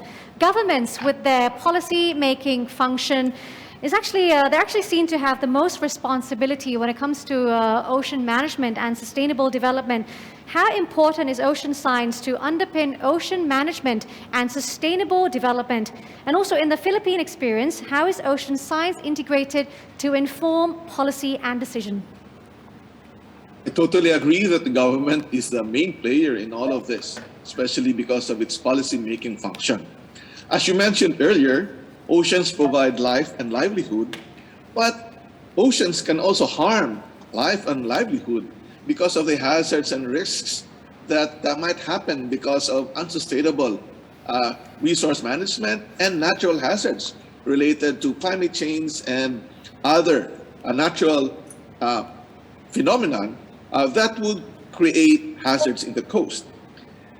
It is important that we need to make sure that the potential of the ocean must be maximized for our benefit and for the future generations' benefit, but we must also protect the ocean and improve its condition. Hence, the ocean science is very critical because we need to make sure that we understand the ocean in its current condition and provide insight on what can happen in the future given the various states of use and current condition. It is important, therefore, that the research that we do must be aimed in influencing and fostering an enabling environment for both decision-making and policy-making. At the Department of Science and Technology of the Philippines, we have an agency that is involved on agriculture, aquatic, and natural resources. And what they have done so far is to influence policies in several sectors of marine science. For example, in the fisheries sector, they gave information so that policymakers and government agencies and the public would have the actual state of science and the specific fisheries sector so that appropriate measures for sustainable development can be implemented.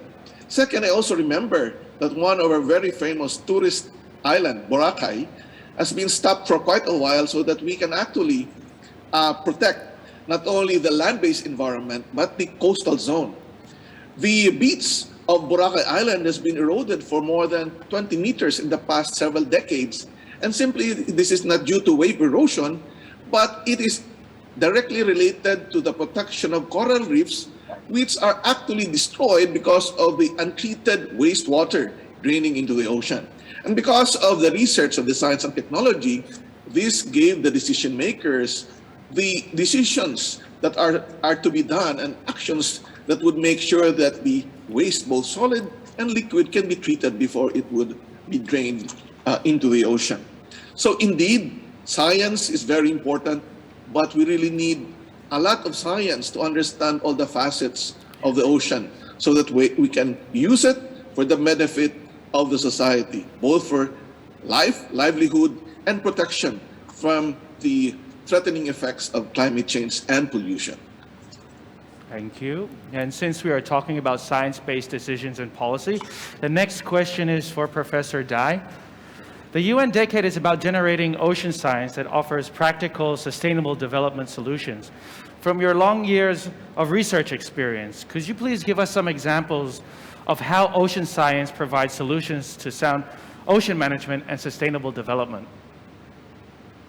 Thank you, Alex, for the question. And as we have been hearing from previous speakers, the ocean needs to be managed because the conflicts, I think, are real between the use of the ocean for economy or social development and the well-being of the environment and ecosystem. This is two sides of the one issue, between the short-term economic gain and immediate needs versus long-term prosperity of the health ocean. Managing the ocean is, however, not easy because the ocean is big, deep, dark, and dynamic. It's an ecosystem remains largely unexplored. So it is quite obvious it takes knowledge, database knowledge, system-level knowledge, framework, or policy, or legislation to manage the ocean. It's logically clear that science and foundation are the foundation, knowledge are the foundation to manage a sustainable use of the ocean. So there are many example cases where informed policy schemes were established to manage the ocean for the good. I would take the Baltic Sea as an example to illustrate how science can mitigate issues of the ocean health. Based on the long-term observation modeling work, Baltic Sea Marine Environment Protection Commission, or Helsinki Commission, was adopted by the surrounding countries back in 1980s, with action being taken in reduction of ocean emission, for example. This was then transformed into Baltic Sea Action Plan in 2007. This was a very ambitious program to restore the good ecological status of the Baltic marine environment.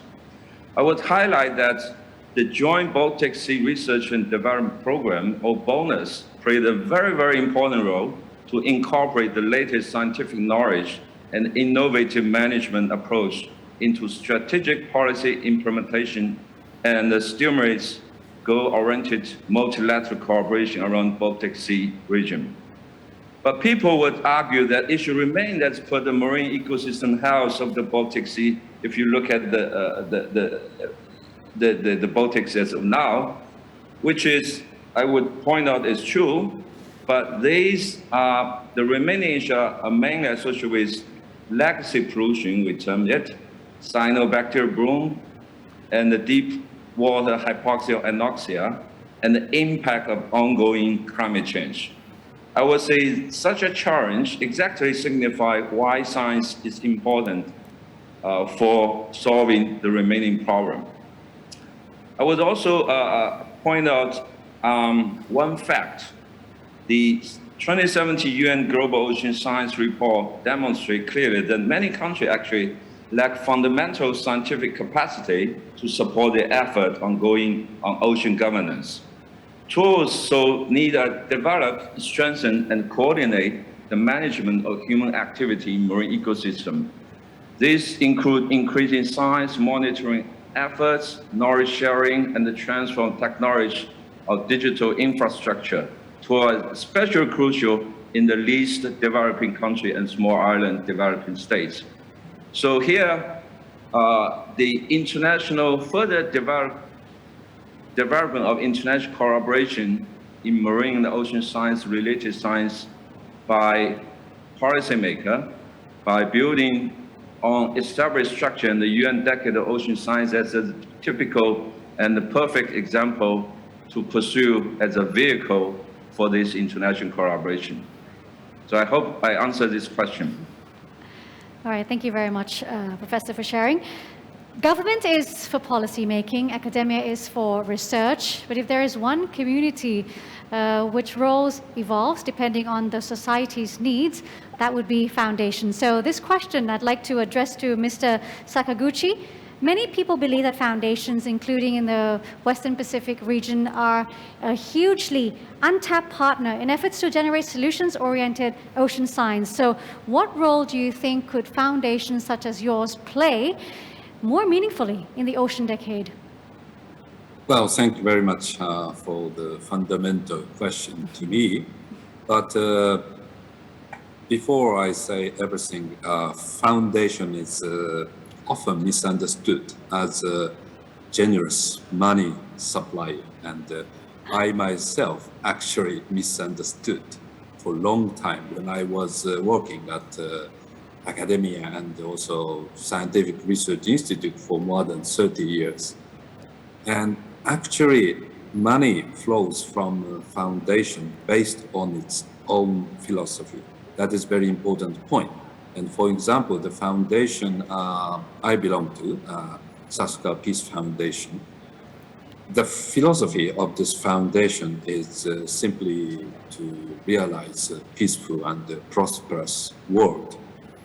And then, depending on the scale and locality of stakeholders, there are lots of peaceful and prosperous world-making activities. But how we can realize a peaceful and prosperous world? The first point I can tell you is forming network, partnership, and taking capacity building action. This is our fundamental action we can do. And for very simple example, in Japan, the National Committee of the Ocean Decade is formed and also handled by our foundation. And initially, the majority of the members are academia and government, politicians. But with our power of networking, we can gradually add members from private sectors and citizens and kids and so on. So these are one of our advantage our foundation can do, and also collecting information and make analysis from all over the world using our large network of the foundation and also stakeholders of foundation. This is another task, and then using this information and real fact collecting from all over the world using our network, we can educate policymaker and decision maker, which means governors or politicians, whatever. This is another our task and big advantage, because we do not need care about the national policy. So it's completely free from everything. So depending on our own policy and our own philosophy, we can manage to do that, to contribute, for example, the ocean decade, and to pursue the good science and good decision making and good policy making. So this is a fundamental our advantage and also our tasks. Thank you. Right, so foundations have a more meaningful role to play, and we actually enjoy the ocean view right there. We'll get back to Mr. Sakaguchi pretty soon. On to our next question. Engaging for a long time on subjects relating to the ocean are conservation organizations such as the IUCN. Ms. Nightingale, as a conservation organization, how important is ocean science to your work, and how does it support your work on conservation, including on advocacy? Thank you for the question. Very important and short. And we welcome the Ocean Decade in providing us with a common framework to ensure that ocean science can fully support countries to achieve the 2030 Agenda for Sustainable Development, and specifically the SDG 14 to conserve and sustainably manage marine resources. And this is essential to IUCN's work. So of the 7 Ocean Decade outcomes and the 10 key challenges, they are all reflective of IUCN's vision and aspiration for a just world that values and conserves nature. And IUCN supports these directly through science, action, and influence. In terms of science, we bring together 15,000 experts in 6 commissions, setting global standards in their respective fields, including famously the definitive international standard for species extinction, the IUCN Red List of Threatened Species. In terms of action or science to action, through conservation projects throughout the world aimed at sustainable management of biodiversity and natural resources. And in terms of influence or science to policy influence, through the collective efforts of more than 1,300 governmental, non-governmental, and indigenous peoples member organizations to influence international environment conventions, policies, and laws, including the establishment of the IPBES, the Intergovernmental Science Policy Platform for Biodiversity and Ecosystem Services, This intergovernmental body provides policymakers with objective science assessments about the state of knowledge regarding the planet's biodiversity, including oceans, ecosystems, and contributions they make to people, as well as the tools and methods to protect and sustainably use these vital natural assets. But I think it's probably, of all the ocean decade challenges, one priority challenge stands out as far as IUCN and the coastal and marine program in the region is concerned. And that's the ocean decade, the ocean decade, and particularly in light of the recent COP26. And this is the unlocking ocean-based solutions to climate change.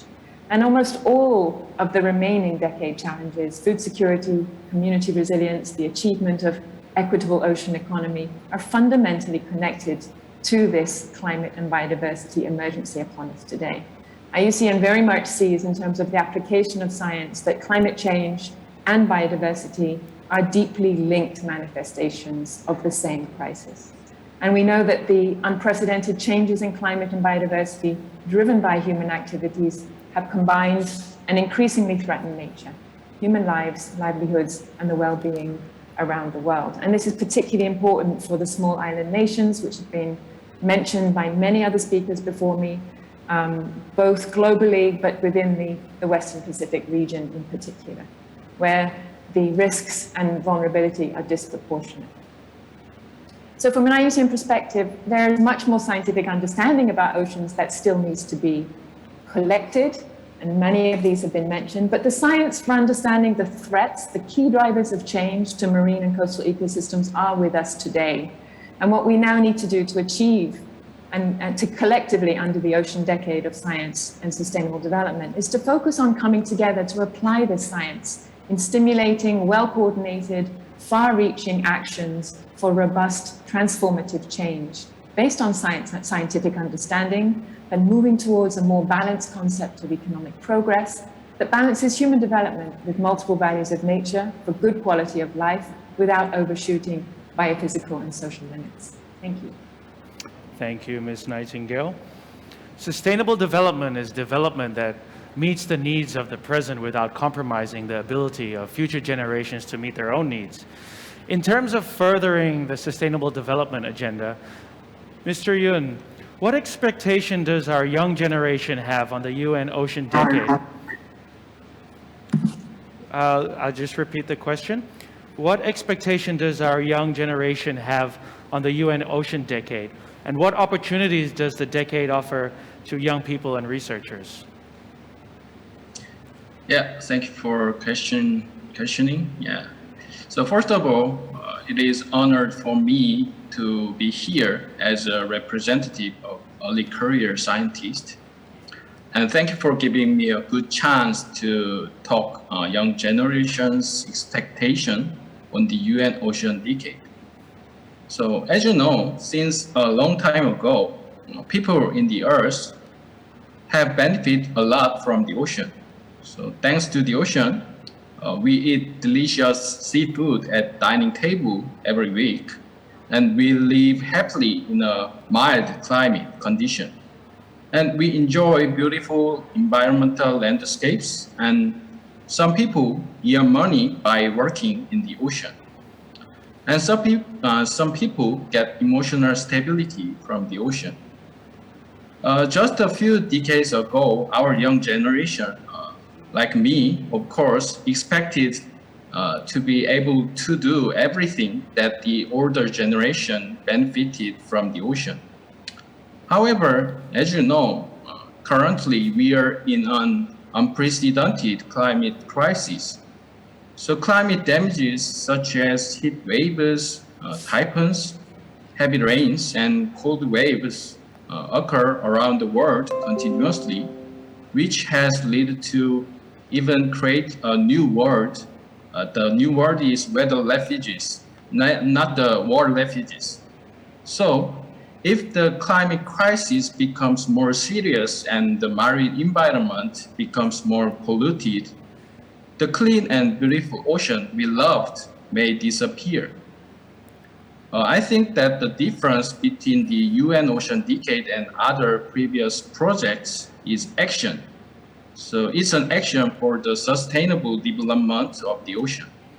So therefore, I think that the young generation expects that we are able to freely enjoy the ocean and continue to love the ocean like the older generation did through the UN Ocean Decade actions.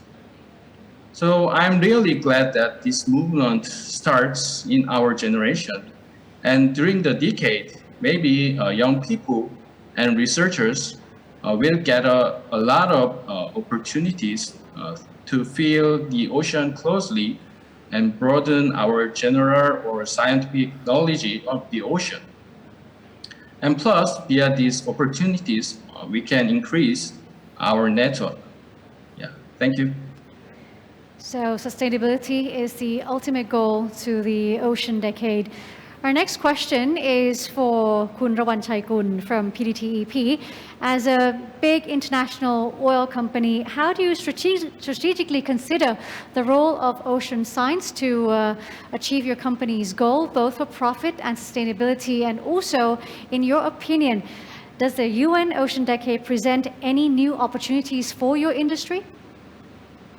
Thank you. I think this is very interesting question because people will look at it sustainability versus profitability. But when you come and look at it, it could be a dilemma to others. But for us, as you know, PTTEP, PTT Exploration Production, we are one of the flagship of PTT Group. We've been out in the ocean for more than 30 years. We've been doing exploration production in the ocean, in Thailand, in the neighboring country.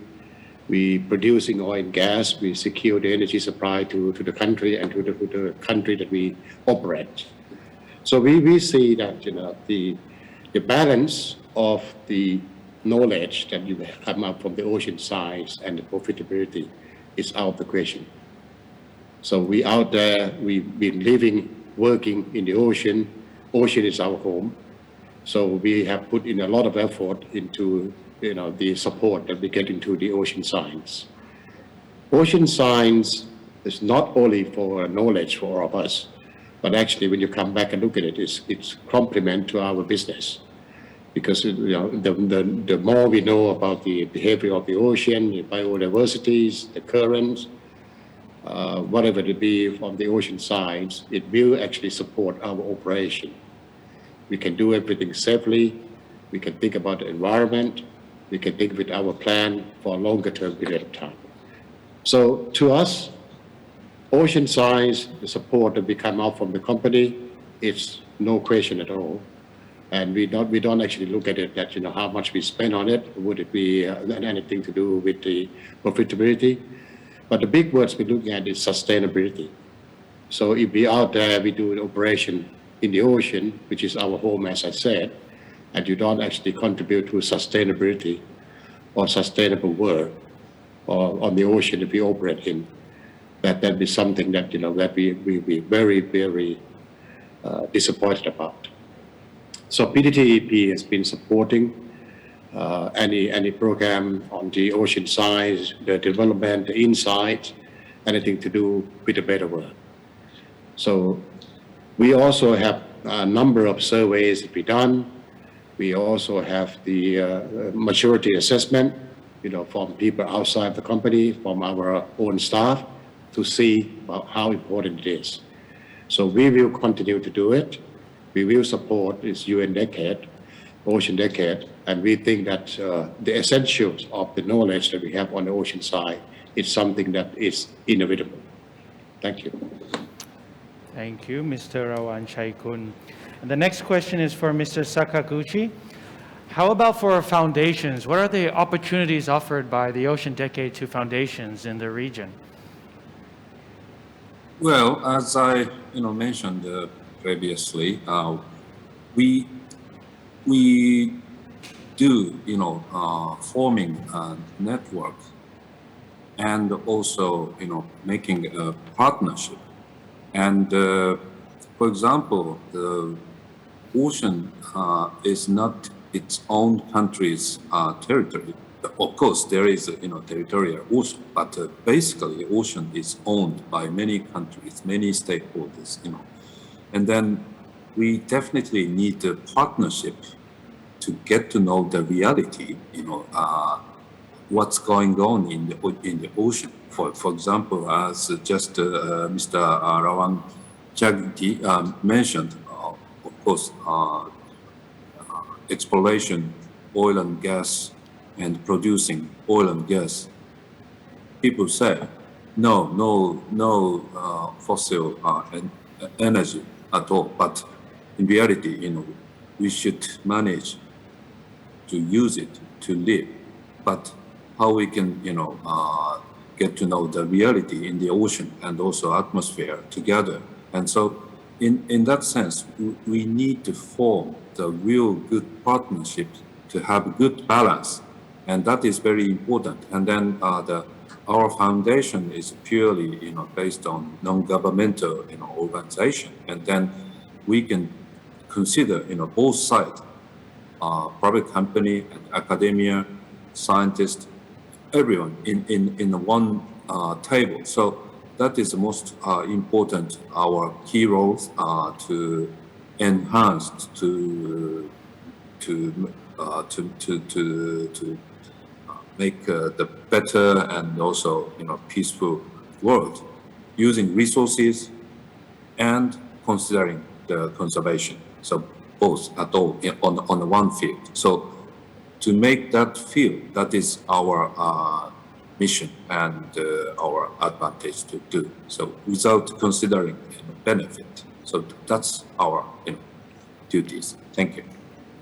We are still talking about the opportunities presented by the Ocean Decade.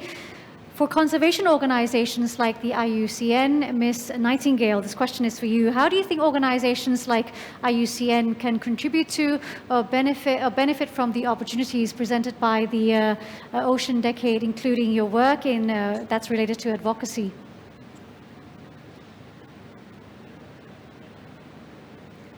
You need to put your mic on, please.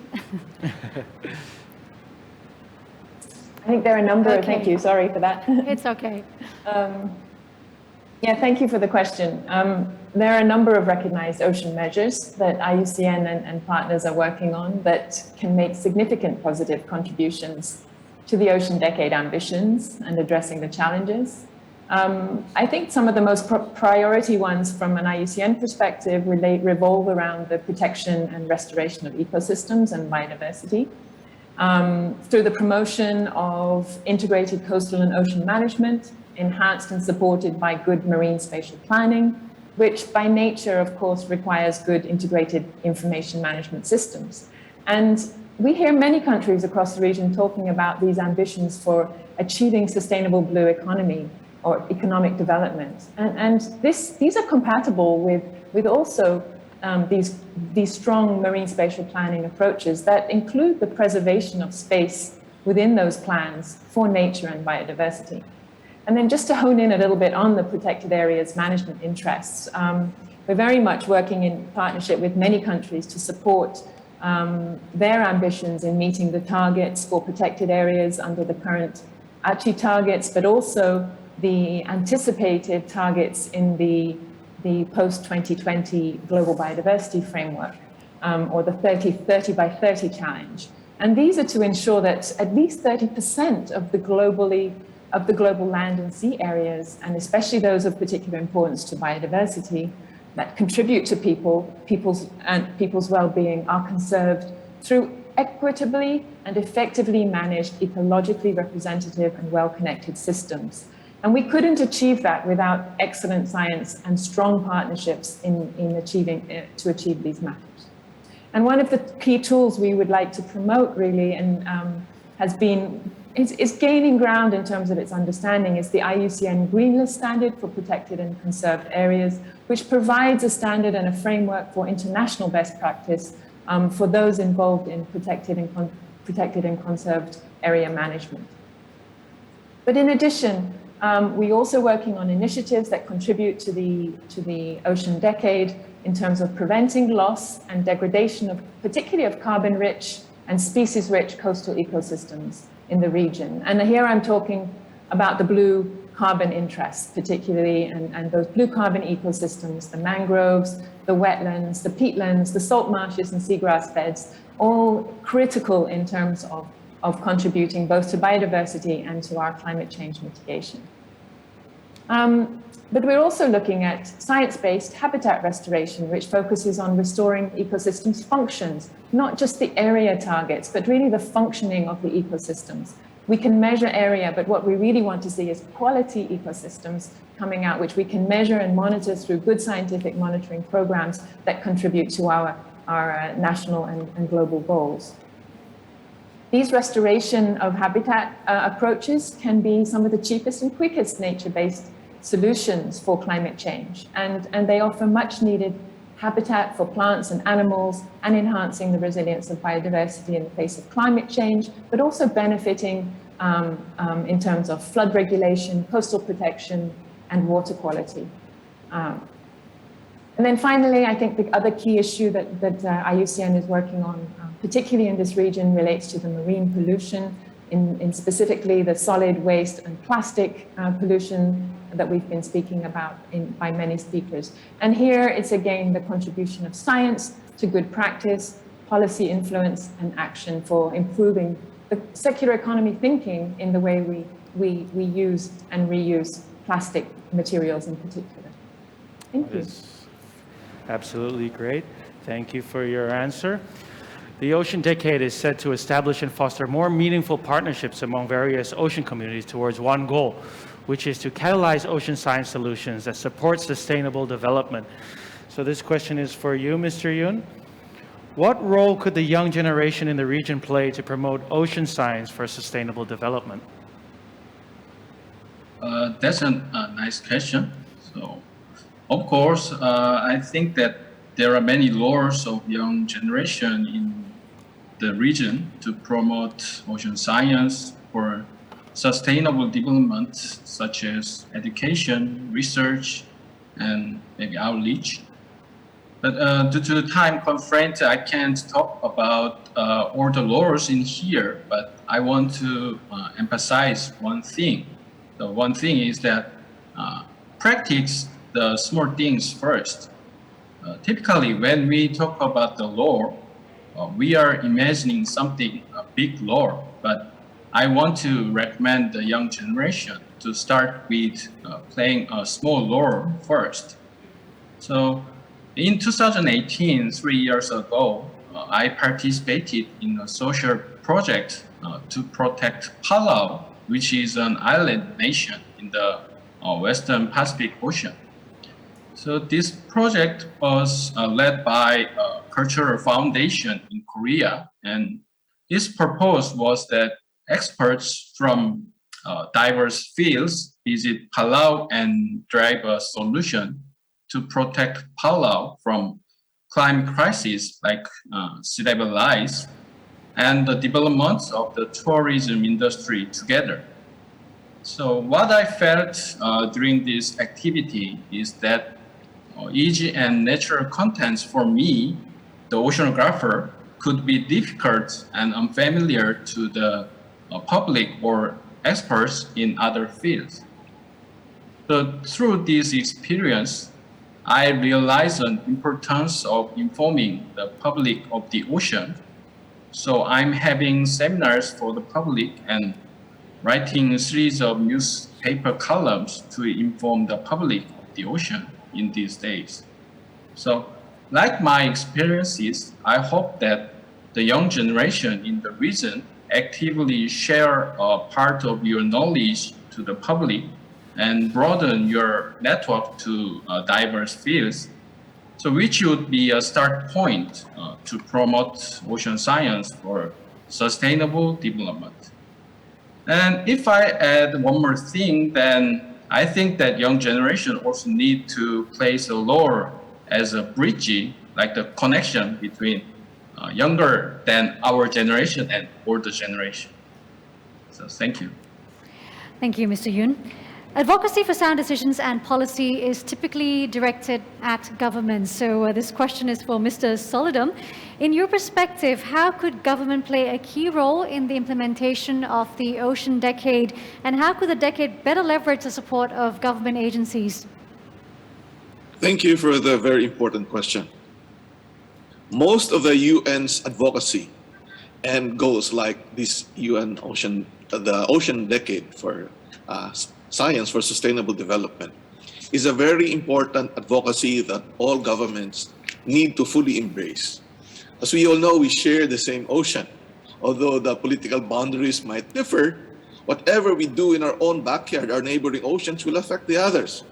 So it is important for governments to really co-design and co-implement many of the activities with not only government agencies, but also many other actors, including the academe, civil society organizations, community organizations, and citizens.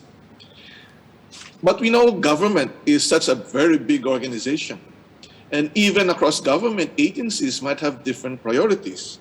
So I see the Ocean Decade as a facilitative advocacy where government agencies will be able to focus on the most important things that we need to do to protect and improve the state of the ocean and develop an integrated ocean management for sustainable development.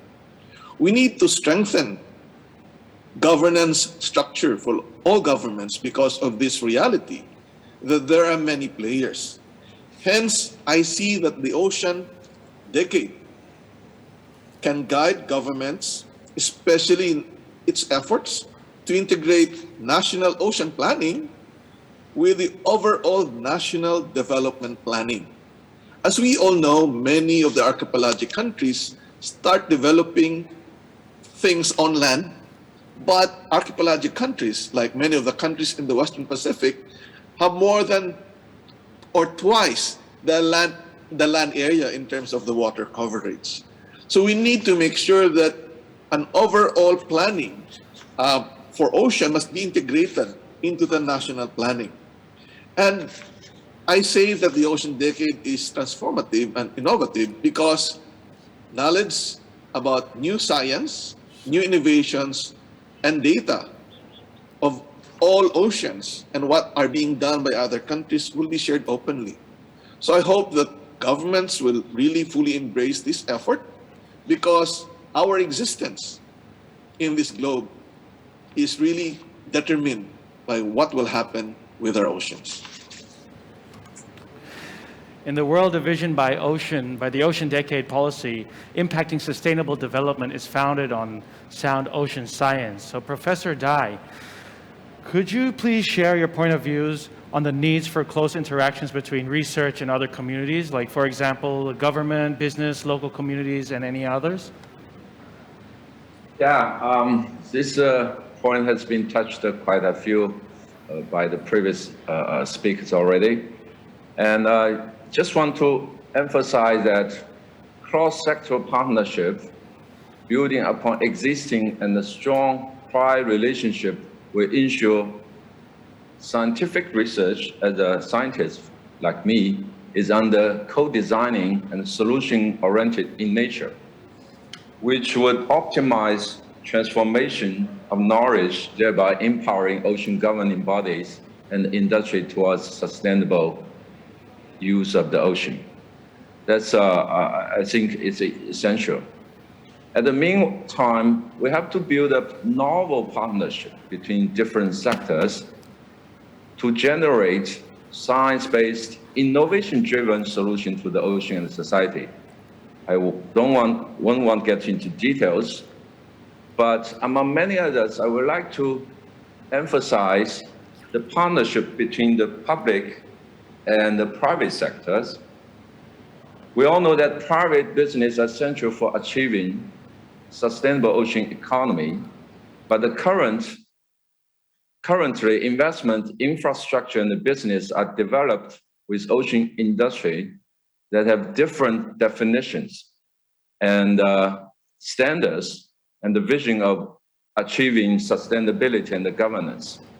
In practice, I think long-term sustainability can only be achieved if best practice are applied across the public and the private sector where productive partnerships are established. I think I have been involved in the integrated ocean management, which is an approach that can bring together different parties, different actors from governments, business, academia, and the civil society, from the whole spectrum of the activity to collaborate for a sustainable future for the marine environment. Ocean-related business at all scales, I think, should be encouraged to cooperate in developing principles and guidance for sustainable conduct. I think here, for example, the UN Global Compact Action Platform for Sustainable Ocean Business, which has developed principles and guidance for sustainability that several of the world leading ocean-related business have signed on, could be a very inspiring one. That's why my view for this interaction between different sectors. Well, thank you very much, Professor Dai, for those insights. And well, we've heard about the importance of the Ocean Decade and the opportunities. Now we have questions coming in from the audience, and we have selected a few to ask our panelists right now. So let me read the first question. It's directed to Mr. Solidum. How do you think the Ocean Decade could promote ocean science diplomacy among countries in the region? Well, given the fact that we will all be sharing the same data that we gather, this will be the basis of decisions and actions by government. And this would now be quite clear because we will be using the same data set. And because of this diplomacy and engagement, will be quite be more transparent. And we hope that with the Ocean Decade, this will actually transform the management of the ocean, not only through its resource, but we share the ocean peacefully for us to be all happy. All right. All right, thank you. And the second question is for Mr. Hide Sakaguchi. So does Sasakawa Peace Foundation have plans to support marine science development and cooperation in the region over the decade? Could you please tell us about these plans? Well, I think I will repeat what I mentioned before, but for specifically Ocean Decade, as all of us, mentioned, especially Professor Dai mentioned, we need to, integrate from scientific information to the industry, and also, peace making or peaceful, days for life. That is a very important issue. So our Sasakawa Peace Foundation is not a research institute at all, but our task is to integrate from the fact measured by scientists and then bring all the information clearly to the industry and making sustainable ocean development, and then eventually, make all the people, around the world, especially, along the coast or ocean-related people, as prosperous and as peaceful life. So that's our task in terms of Ocean Decade for peaceful world-making process. Thank you. All right, so those were the questions selected for our panelists.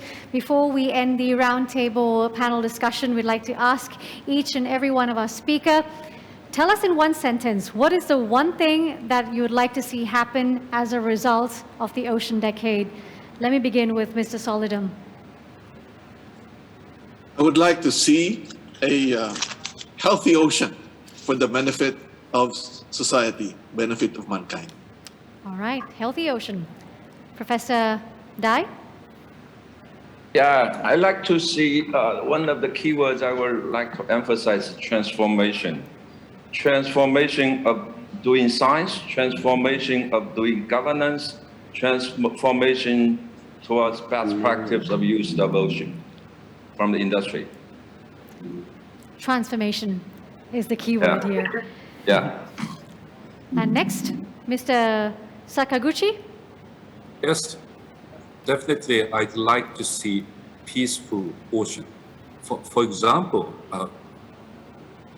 ocean has unique single property if we measure something, CTD or whatever, and should not be different because it's a heart of the science because scientific terms, the fact is single, and no matter what country or what scientist or which people try to find out, there is a unique solution, unique fact, and then to share those information.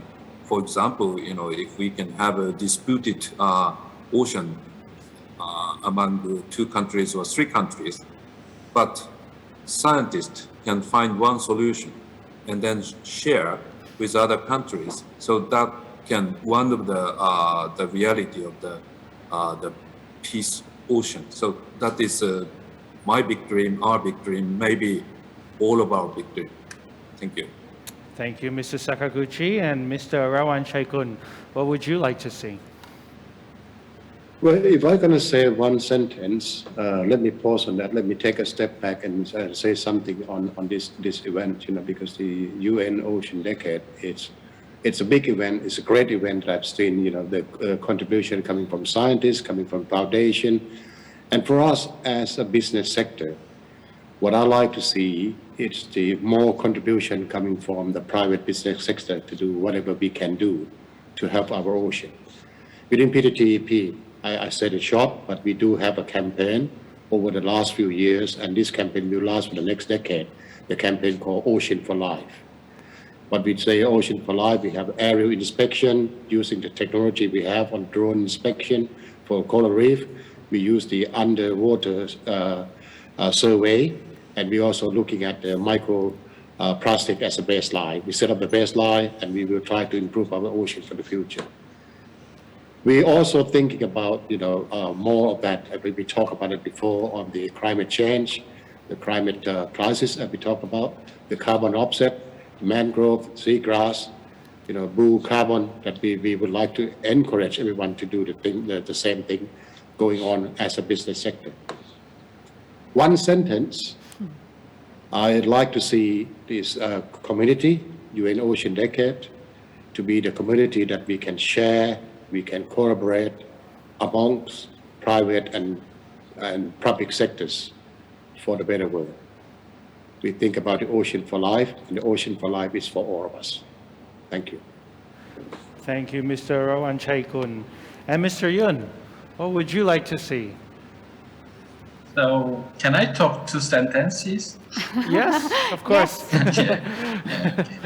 So, as you know, currently we are trying to overcome the COVID-19 through the development of vaccines and cures for the virus. And I'm convinced that we can meet together at the offline meeting soon.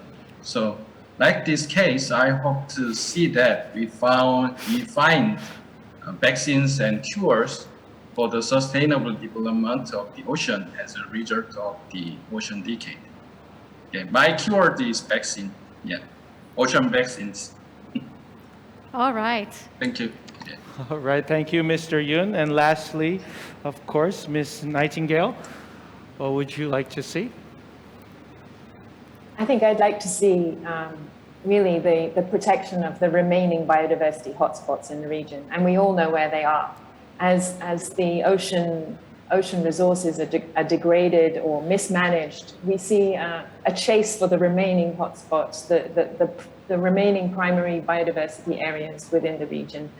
And many of these are transboundary in nature. They are located on borders between countries and shared by many countries.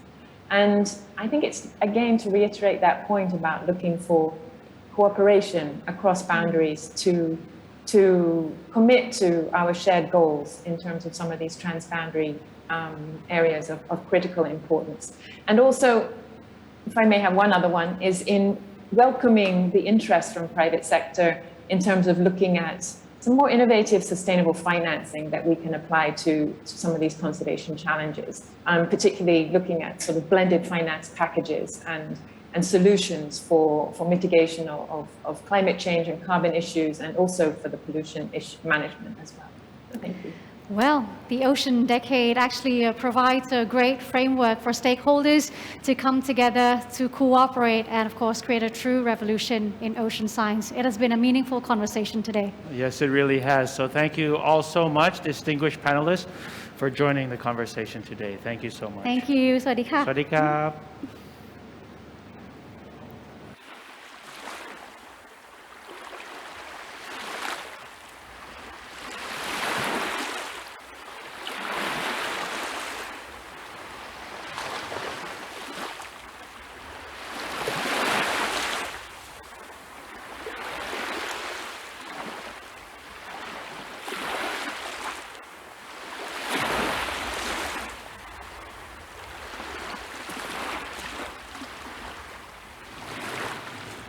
And we've come to the end of the program. I'd like to ask the same question, which I had asked you at the beginning of the program. Yes. After what you've seen and heard, Alex, how do you feel right Thank now? you so much for asking me again. Well, actually, I have a lot of emotions going through me right now, but I feel very happy, I must say, because I've been part of the Ocean Decade Western Pacific Regional Kickoff Conference today, and all of this has served as a reminder to me that the ocean is essential to our lives and to the solutions of many developed challenges that we are facing.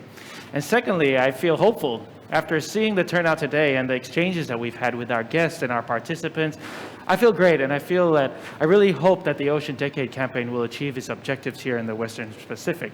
And finally, I am super, super excited. I look forward to the many great activities that we will surely see within this region. Well, thank you, Alex. And indeed, there are a number of things to be excited about. The UNESCO IOC has announced the first batch of the endorsed Decade Actions, as well as a second call for the UN Decade Actions. Now, Decade Actions are endeavors, program, project, activity, or contributions that are implemented by a wide range of stakeholders with the objective to fulfill the decade vision, the science we need for the ocean we want. That is right. And during this conference, the Western Pacific communities will catalyze partnerships and strengthen the co-design of transformative ocean science solutions through the enabling mechanisms. Decade Actions Incubator Series. The Decade Actions Incubator sessions began this morning and will continue until tomorrow. So if you haven't signed up or you want to join any of the sessions, you can still do so. So please check out the event website link in this chat box, or just simply scan the QR code that you can see on the screen. And honey, you are not the only one that is extremely hopeful about the decade. There's young people from all around the region that have sent us such great messages, and we close this opening session with some messages of hope from around the region. So thank you everyone for turning in. And that's it for Alex and me. Have a wonderful and meaningful decade. Bye now. Our ocean is crying.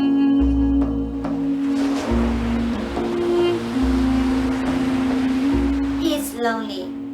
He wants to be healthy and he wants to be good friends with us. Sumber laut kita telah terjejas teruk. Kesan daripada aktiviti kita semua. If the ocean is dirty, the animals will die and I'm sad. If the ocean is clean, I'm happy and the animals are alive. We all know that this madness is created by our own hands. The UN Ocean Decade tells us that the whole world starts to work together to protect the ocean environment and mitigate climate change. I'm hoping to see our science and politics working together to create an effective implementation plan to reverse the decline of our ocean health. I am most excited for the UN Ocean Decade to achieve its challenge in changing humanity's relationship with the ocean. Don't hurt me and my generation by destroying the sea and animals. I hope that future generation will see the beautiful sea just like I see nowadays. Let's make the best actions and decisions, for we only have one planet to protect. So please, contribute and support the Ocean Decade campaign to make this world a better place. 청년 해양학도로서 UN 오션 데케이드와 웨스트팩 킥오프 미팅을 응원합니다. 身为地球上的一份子，身为世界公民，让我们携手并进，为美丽的海洋尽一份力吧！加油！